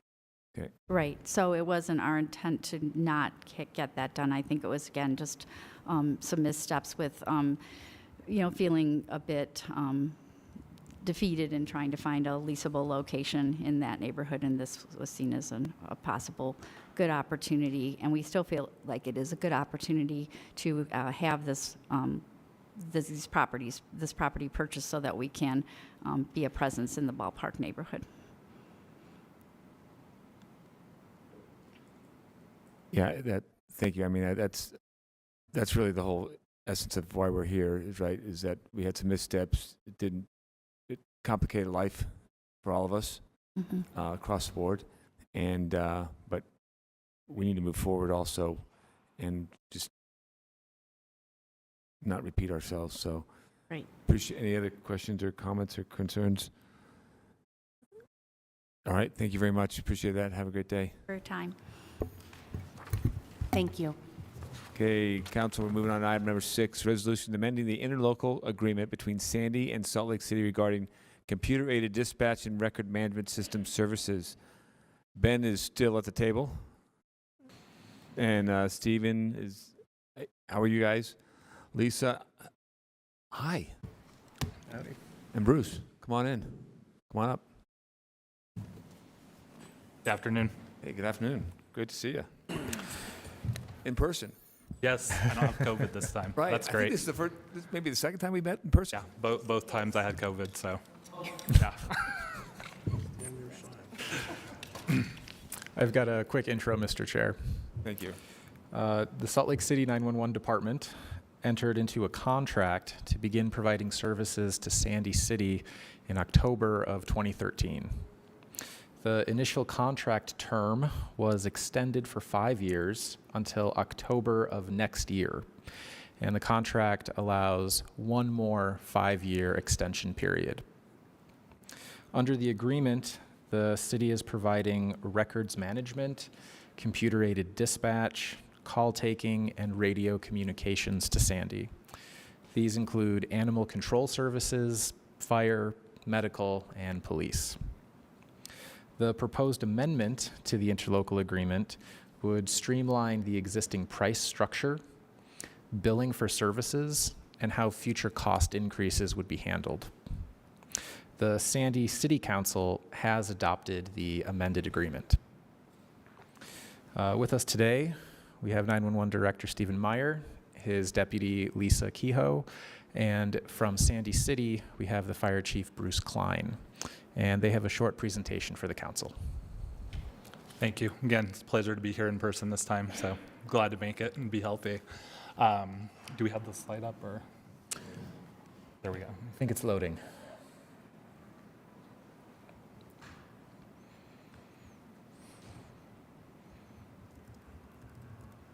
And we can just move to the next slide. So I wanted to start by giving everyone a understanding of how we currently bill. Right now, Sandy City pays 7% of our personnel services, 9% for our operating, maintenance, charges, services, and capital expenses. The problem with the current billing structure is it is incredibly burdensome to try to go through and make sure that each quarter we have to go through, make sure that everything's been coded correctly, make sure that we have all the ducks in a row, basically. This proposed agreement is going to streamline that basically into a flat fee that comes out to about what they're paying on average anyways. It just makes budgeting for both us and for the city of Sandy much easier and streamlined. So we can go to the next slide. I kind of already talked about it, so we can skip ahead. I'm jumping the gun here. Next slide. Next slide. So with the due agreement, we have a built-in 7.12% increase for all CAD and RMS services each year. That is a cost that we are contractually obligated to by Versaterm that we pass along to the city of Sandy. Any other cost increases as they result as far as either operating personnel services or any other increases, capital, whatever you might think of, would be shared with Sandy proportionally each year based on what kind of increase we experience. There is a provision in the contract that says Sandy does have to agree to those cost increase. If Sandy decides that they're not satisfied that, we would have a couple of remedies. One would be to negotiate a lower fee if we were okay with that, accept that we would continue at the current rate, or that we would provide notice to the city of Sandy that we intend on terminating the contract and then giving them appropriate notice so that they can find other dispatch services. And we can go to the next slide. So the rate is going to be $636,000 a year. That is in line with what they pay now. There's not a significant difference. It's going to be billed quarterly at $159,000 a year, or quarter, sorry.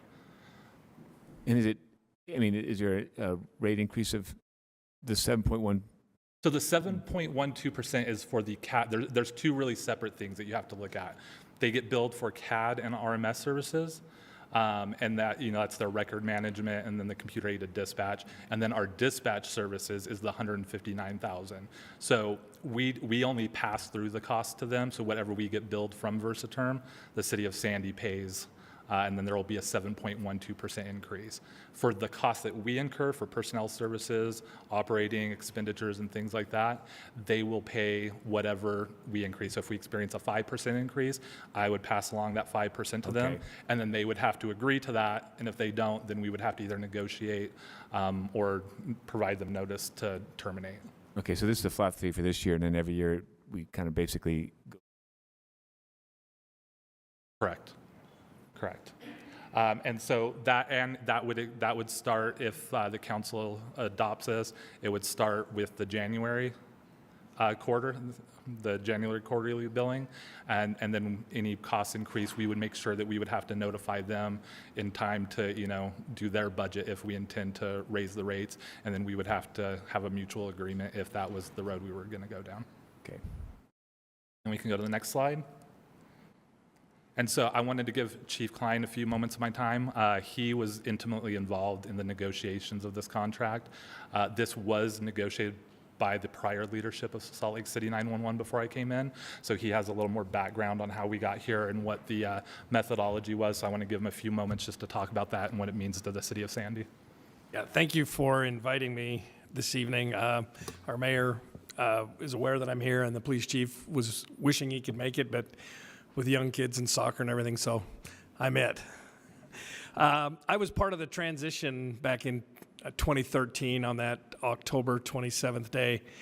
We have never looked back since that day with the dispatch service that Salt Lake City 911 provides. Excellent service. Our firefighters are so happy. The police officers are so happy with the service that is provided. The history of the negotiation was they did look at the past 5 years and calculated about what those increases were and what those costs were, is how this was calculated. And it's been adopted, a resolution through our city almost a year ago. So we are excited to continue this process of being dispatched by Salt Lake City 911, and the service that they provide us is just above and beyond. And the city, like I said, has adopted this. The mayor, Brad Byrne, in the last administration signed this. Due to COVID and some other things, it just kind of got delayed, but we're here tonight. Hopefully you'll pass this resolution and this contract, and we can have another 10, 15, 20 years of great dispatching service. Thank you very much, Chief. Appreciate that. And I agree with your assessment of the 911. Thank you. Thank you. Council, any questions? Councilman Romano. Yeah, just a question. I know the conditions in Sandy and Salt Lake City are not entirely comparable in terms of what we have in our city, and we're the capital city and all that, but Sandy's about half the population of Salt Lake. Does it really only account for 7% of the dispatch calls? Or how is that 7 point whatever percent determined, and is that covering our costs? So there's a couple things that you have to look at. We provide a lot of other services for the city of Salt Lake that we don't provide for the city of Sandy. So if you look at the call volume is not, it's not proportional. If you just went off of call volume, they account for about 19-ish% of our overall call volume. However, we do a lot of administrative things for the city of Salt Lake City and for the police department. We, answer phones that don't get a call is not created for those. So like officers, when people call in to talk directly to officers, we estimate that probably counts for 20% of our call volume is just administrative type calls. And those are mostly for the city of Salt Lake. For the city of Sandy, we don't really have that kind of administrative function like we do with Salt Lake City. And so using call volume, you can use that, and that would affect the rates, but it's not really proportional to the services we actually provide them because we don't do those extra things, if that makes sense. Okay. All right. Thank you very much. I appreciate that. And I appreciate that we have a good relationship, and look forward to the future. Thanks. All right. Thank you, guys. All right. Pleasure being here. I hope I get to come in person again. Exactly. I'll come over for a Christmas party. We're moving on to item number 7, which is the Economic Development Loan Fund, Club Verse at 609 South State Street. Ben's no longer at the table. Allison is on the screen. And we have William and Roberta. I'm Roberta today. All right. You're Roberta today? Okay. Those are some big shoes to fill, Peter. Allison, it's all yours. Thank you. Good afternoon, Mr. Chair. I apologize that I can't be with you today. I decided not to share my holiday germs. So this is a loan application for $250,000 from the city's Economic Development Loan Fund to a business called Club Verse at 609 South State Street. The business is a startup for a nightclub, coffee shop, and meeting space for the queer and allied communities. The owner and manager is Core Image Investments, LLC, and the loan will be guaranteed personally by Riley Richter and Michael Rep. The loan committee for the EDLF approved an exception to the $100,000 limit for startups because the personal guarantors have the ownership and equivalent, the ownership and equivalent experience in the industry of more than 3 years. The loan would be repaid at 7.25% interest over 7 years, and it is meant for building renovations, including machinery, equipment, furniture, and fixtures. The loan will assist in the creation of 45 new jobs in the next year and the retention of 3 current jobs. So that's the information I have, and I'm sure these gentlemen have more. Thank you, Allison. Thank you, Council, for having us today. We appreciate your time. We did want to say really quickly before we begin the presentation of this loan, on behalf of the Department of Economic Development, we wanted to relay our love and support for the LGBTQIA+ community, friends, and family after the tragedy on Sunday in Colorado Springs. Clubverse will be another safe and inclusive place for all SLC residents, especially our LGBTQIA+ community, and wanted to thank you for your consideration of this loan. Will has been heading this for us, and I will hand it off to him. Yeah, Council, thank you so much. It's an honor and privilege to be here to present this application for Clubverse. I think Allison did an incredible job summarizing, but I'm happy to answer any specific questions you have. Council members, I mean, our hearts go out to those in Colorado Springs. And I don't think we have any questions for this loan. It's a pretty short, brief request, but thank you very much. Mr. Chair, Yes. I'm sorry. I don't have anything about this particular loan necessarily. But I remember a while back in sort of looking at some of our loan programs and our grant programs, and we've come up with all sorts of new funding sources in different ways that stem the gamut, right? And so I am wondering if we could maybe, and I'd look to the chair and maybe get sort of another briefing on what the EDLF loan criterias are, and how like the application process goes, especially for, maybe some of our newer council members, and kind of just a refresh on that. As you all are very well aware, we've really been focusing over the last few years on equity and inclusion. I know that's been a focus of your department as well. And so maybe just kind of a nice informational briefing, again, kind of looking towards the chair and the future of what that is and how that your department's including that equity and inclusion within these EDLF programs, and if I can so suggest or request, please. Mr. Chair? Yes, Allison? Thank you. I just wanted to mention that, in fact, the council does have a transmittal that was sent some time ago from the Economic Development Department that touches on some of these issues, and we've been working out some related legal issues on it, and so we're hoping to get that scheduled very soon, and I think that would help meet Councilmember Fowler's request. Perfect. Thank you. Thank you, Allison. Thank you, Councilmember Fowler. All right. Thank you, gentlemen. Thank you. Thank you. Good night.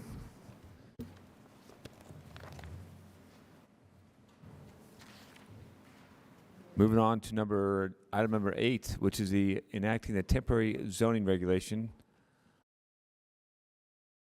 for VOA. And I have Katie Lewis coming up from behind and Andrew Johnston. Hi, Kathy.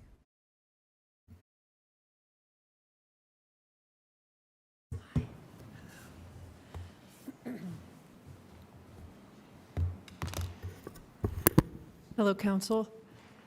The Volunteers of America Youth Homeless Resource Center, which is located at 888 South, 400 West, has requested an increase in capacity from 30 beds to 40 beds for the winter to accommodate an increase in youth experiencing homelessness.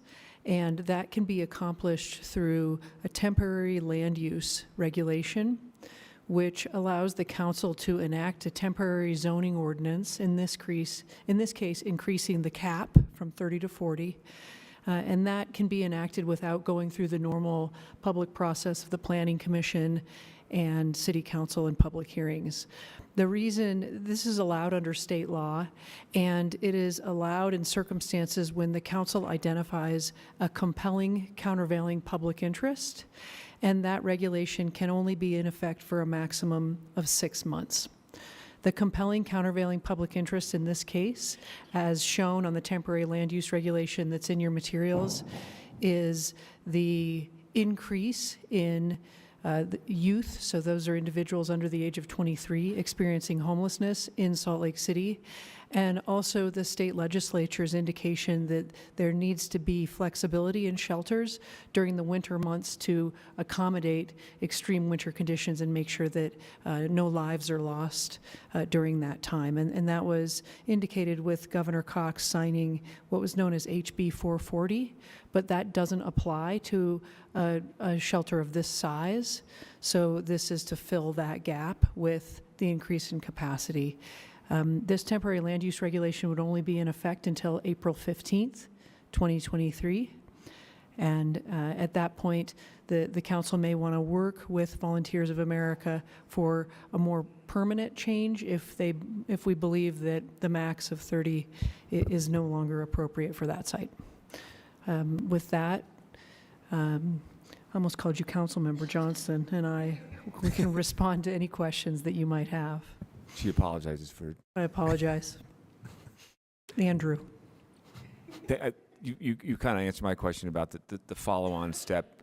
We just have to work with VOA on if we want to make that more permanent. So It is part of their conditional use permit, so there may be a process where they need to go back to the Planning Commission, although there was also discussion today about some changes that might occur in small group meetings that you're having about changes that might occur on homeless shelter zoning. So there may be some things that change between now and then.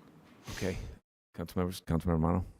I guess since I wasn't here at that time, 30 strikes me as a very low limit for number of residents that can be served by that facility. What drove that original restriction? We don't have Planning Director Norris here today. That condition was placed in 2014, so we could get back to you on the history of it. I'd be interested in that. I know what's being done at that youth shelter is incredibly important, and we just talked about lives lost in the LGBTQ plus community. I think my understanding is a lot of the residents of that shelter actually belong to the LGBTQ plus community, and so I can't think of anything any more, I forget the words, compelling, countervailing public interest than to make sure that homeless youth lives are not lost. So and it's a pretty large facility. I imagine that more than 30 people would comfortably and safely fit in there. So I would like to figure out a pathway forward for that. Mr. Chair, Kathy Bray, the President of Volunteers of America Utah is here. She could probably answer some detailed questions, but as you all probably know, the process of opening a new resource center for those who are experiencing homelessness is contentious. And so oftentimes there's a lot of negotiation about what's an appropriate size versus a safe size. We do know that the physical layout of that building has enough square footage in the sleeping areas to allow an increased capacity there by state code. So that's not the restricting issue. It really was whatever the process was with the city at that time to hit that 30 mark. So I kind of look forward to the future discussions over the spring because we can have the discussion well before the temporary land use expires on expanding that to some whatever degree. So, council members, any other questions? I think I'm supportive of this as well. Something that I loved about our trip to Miami and looking at the Camilla's house and all that system is that I think they have a policy, maybe we do too, but a policy of the first people that get at inside a resource center or a bed or a home are families with children. so they don't want children out in the street. And I feel like youth are also children to me, even though they might be 18, but there are children that are alone. So it's very important that we keep them safe inside. So for sure, I would like to explore that. Thank you very much. Mr. Chair, just for the public record, the request by Volunteers of America Utah is for a time limited just until April 15th of 2023. And it is for a 25% increase on their current capacity, so 10 additional beds to the 30 to a total of 40, which is in line with the state statute that Katie Lewis mentioned earlier. Thank you for bringing that up. I appreciate that very much. Quickly though, does that reflect the actual need, or are we trying to be synonymous with the flex and the other shelters? Can I add to that question?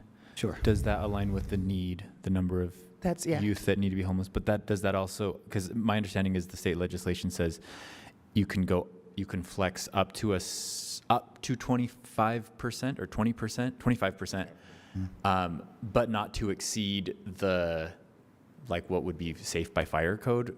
Can I get an understanding? Like, I assume that we're limited by the 25%, not by the fire code, right? Fire code would actually be higher. The 25% is being superimposed on our land use authority, which was part of why it was contentious for us for 440.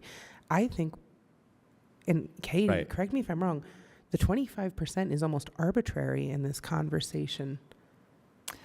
Legally, it's irrelevant, right? I think that's right. VOA requested 10 more. I don't know if that's the actual need. Maybe that's something that and maybe Kathy needs that they can speak to. The temporary land use regulation does say that any increase in the cap also has to meet fire code and building code.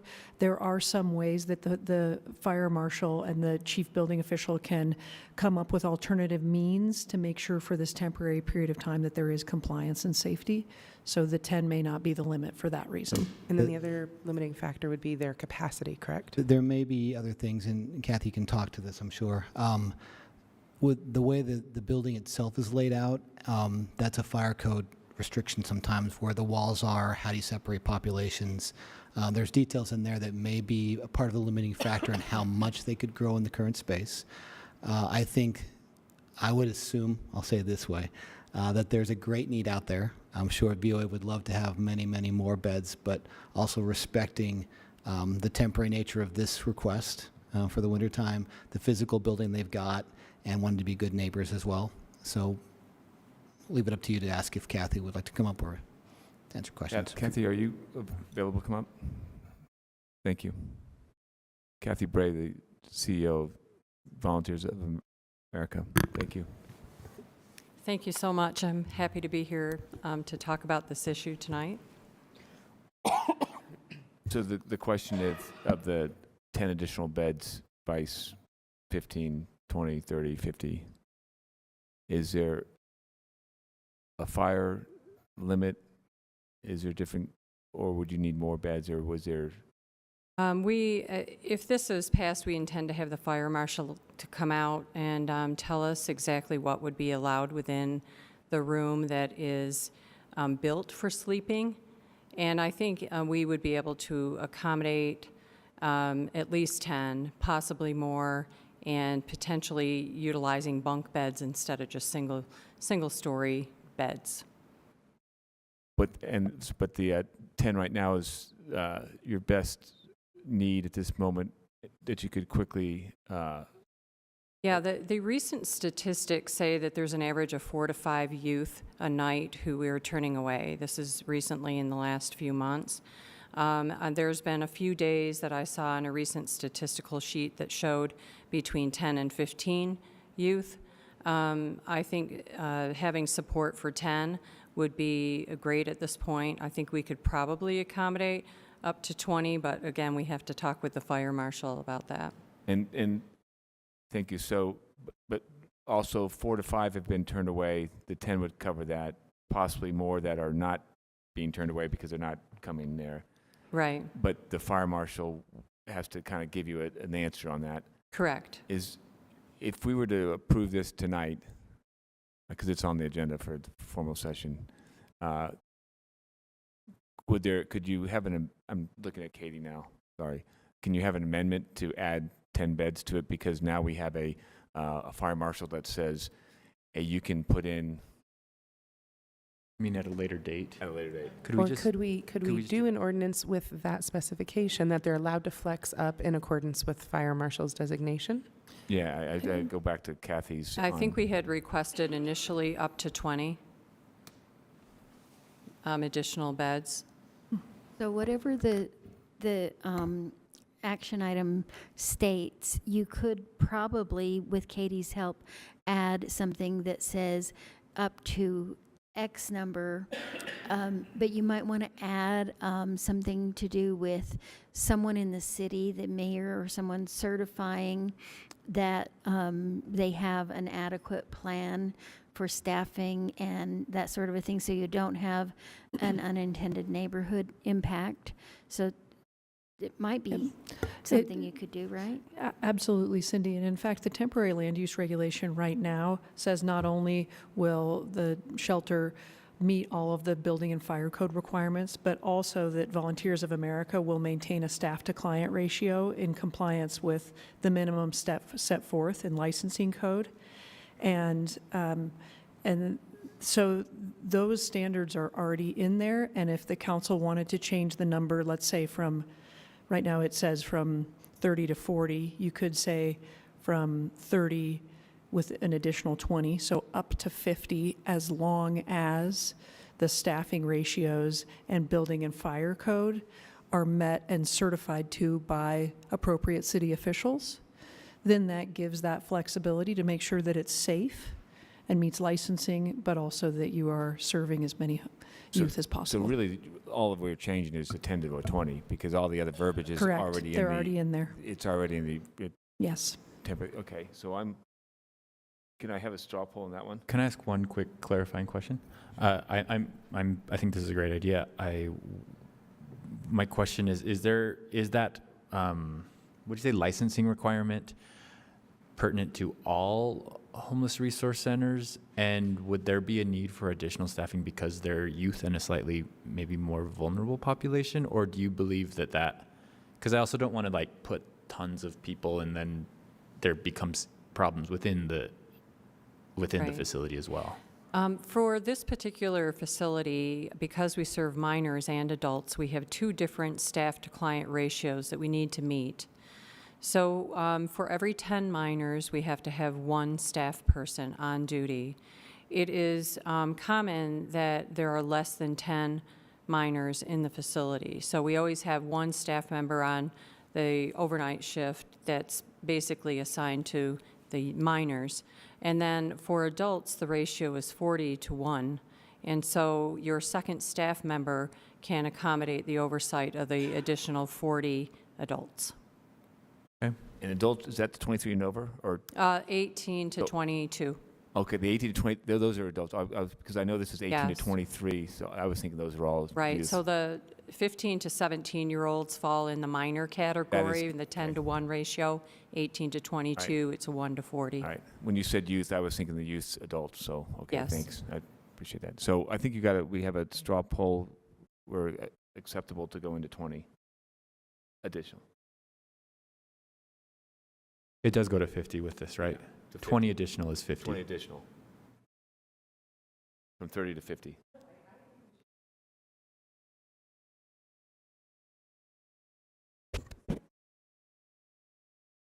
I would caution that this particular facility had some real neighborhood controversy, and so I think an unlimited number might not be as far as you want to go, but a number that is reasonable for the needs of Almost this doubling population. is pretty good. So let's.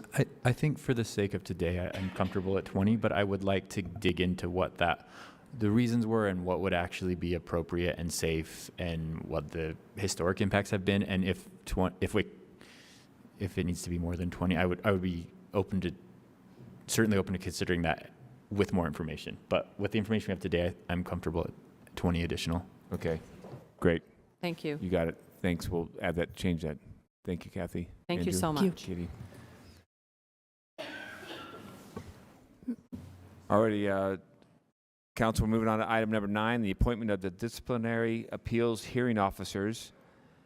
And we have few attorneys, Kristen Allen, Brandon Crowther, Clinton Drake, and Brian Scott.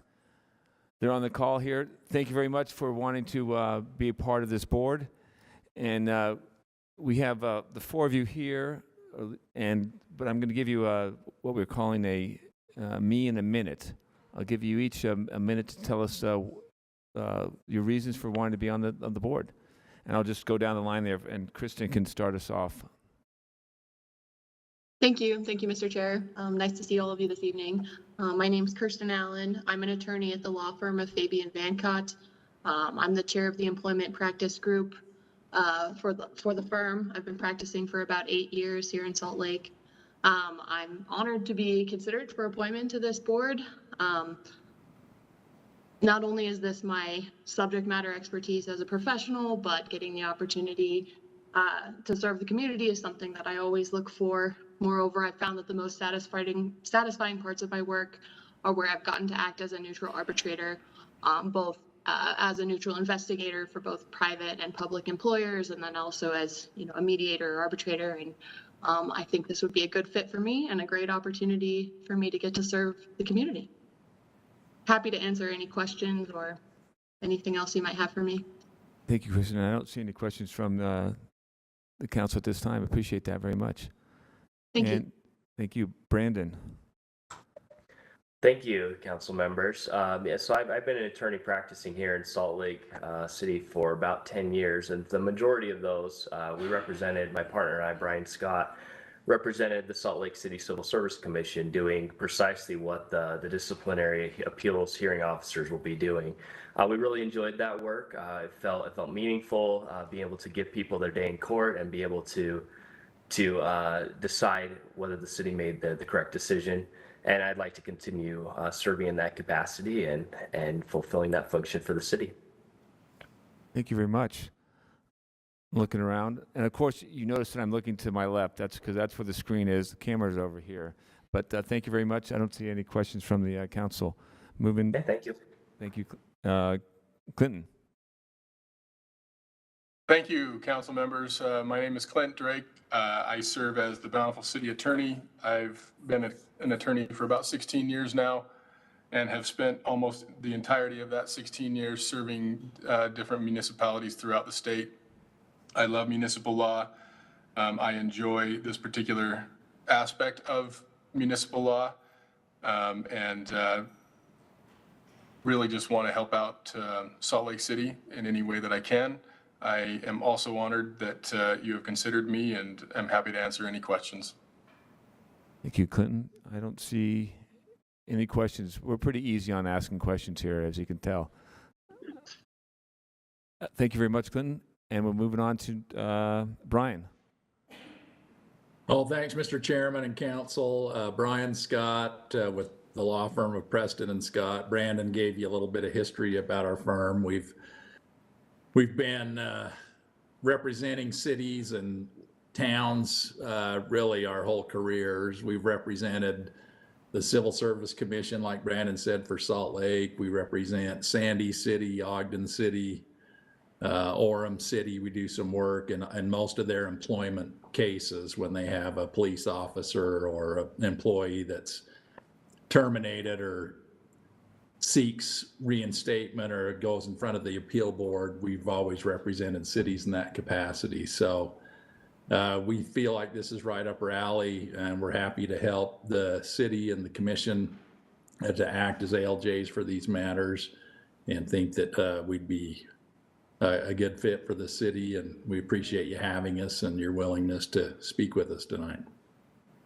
Thank you very much, Brian. And again, no questions from this end. I do appreciate the four of you coming together and being a part of this board. I think we've formed a pretty solid team here, and I appreciate all your volunteering for this board. You're going to be on tonight's formal meeting consent agenda, and you need not be present for any other further questions. So thank you very much, and have a great long weekend and Turkey Day. Thank you. All right. Thanks for having us. Have a good night. Council, we're moving, item number 10 is a written briefing on the Funding Our Future quarter, 3 quarters update. Moving on to item number 11, report of the chair or vice chair, anything? Councilman Ahmad? Nope, thank you. I have nothing to report. Cindy? We do need to enter a closed session. Mr. Chair, I move that we enter a closed session for purposes of deployment of security personnel, devices, or systems and attorney-client matters. Do I have a second?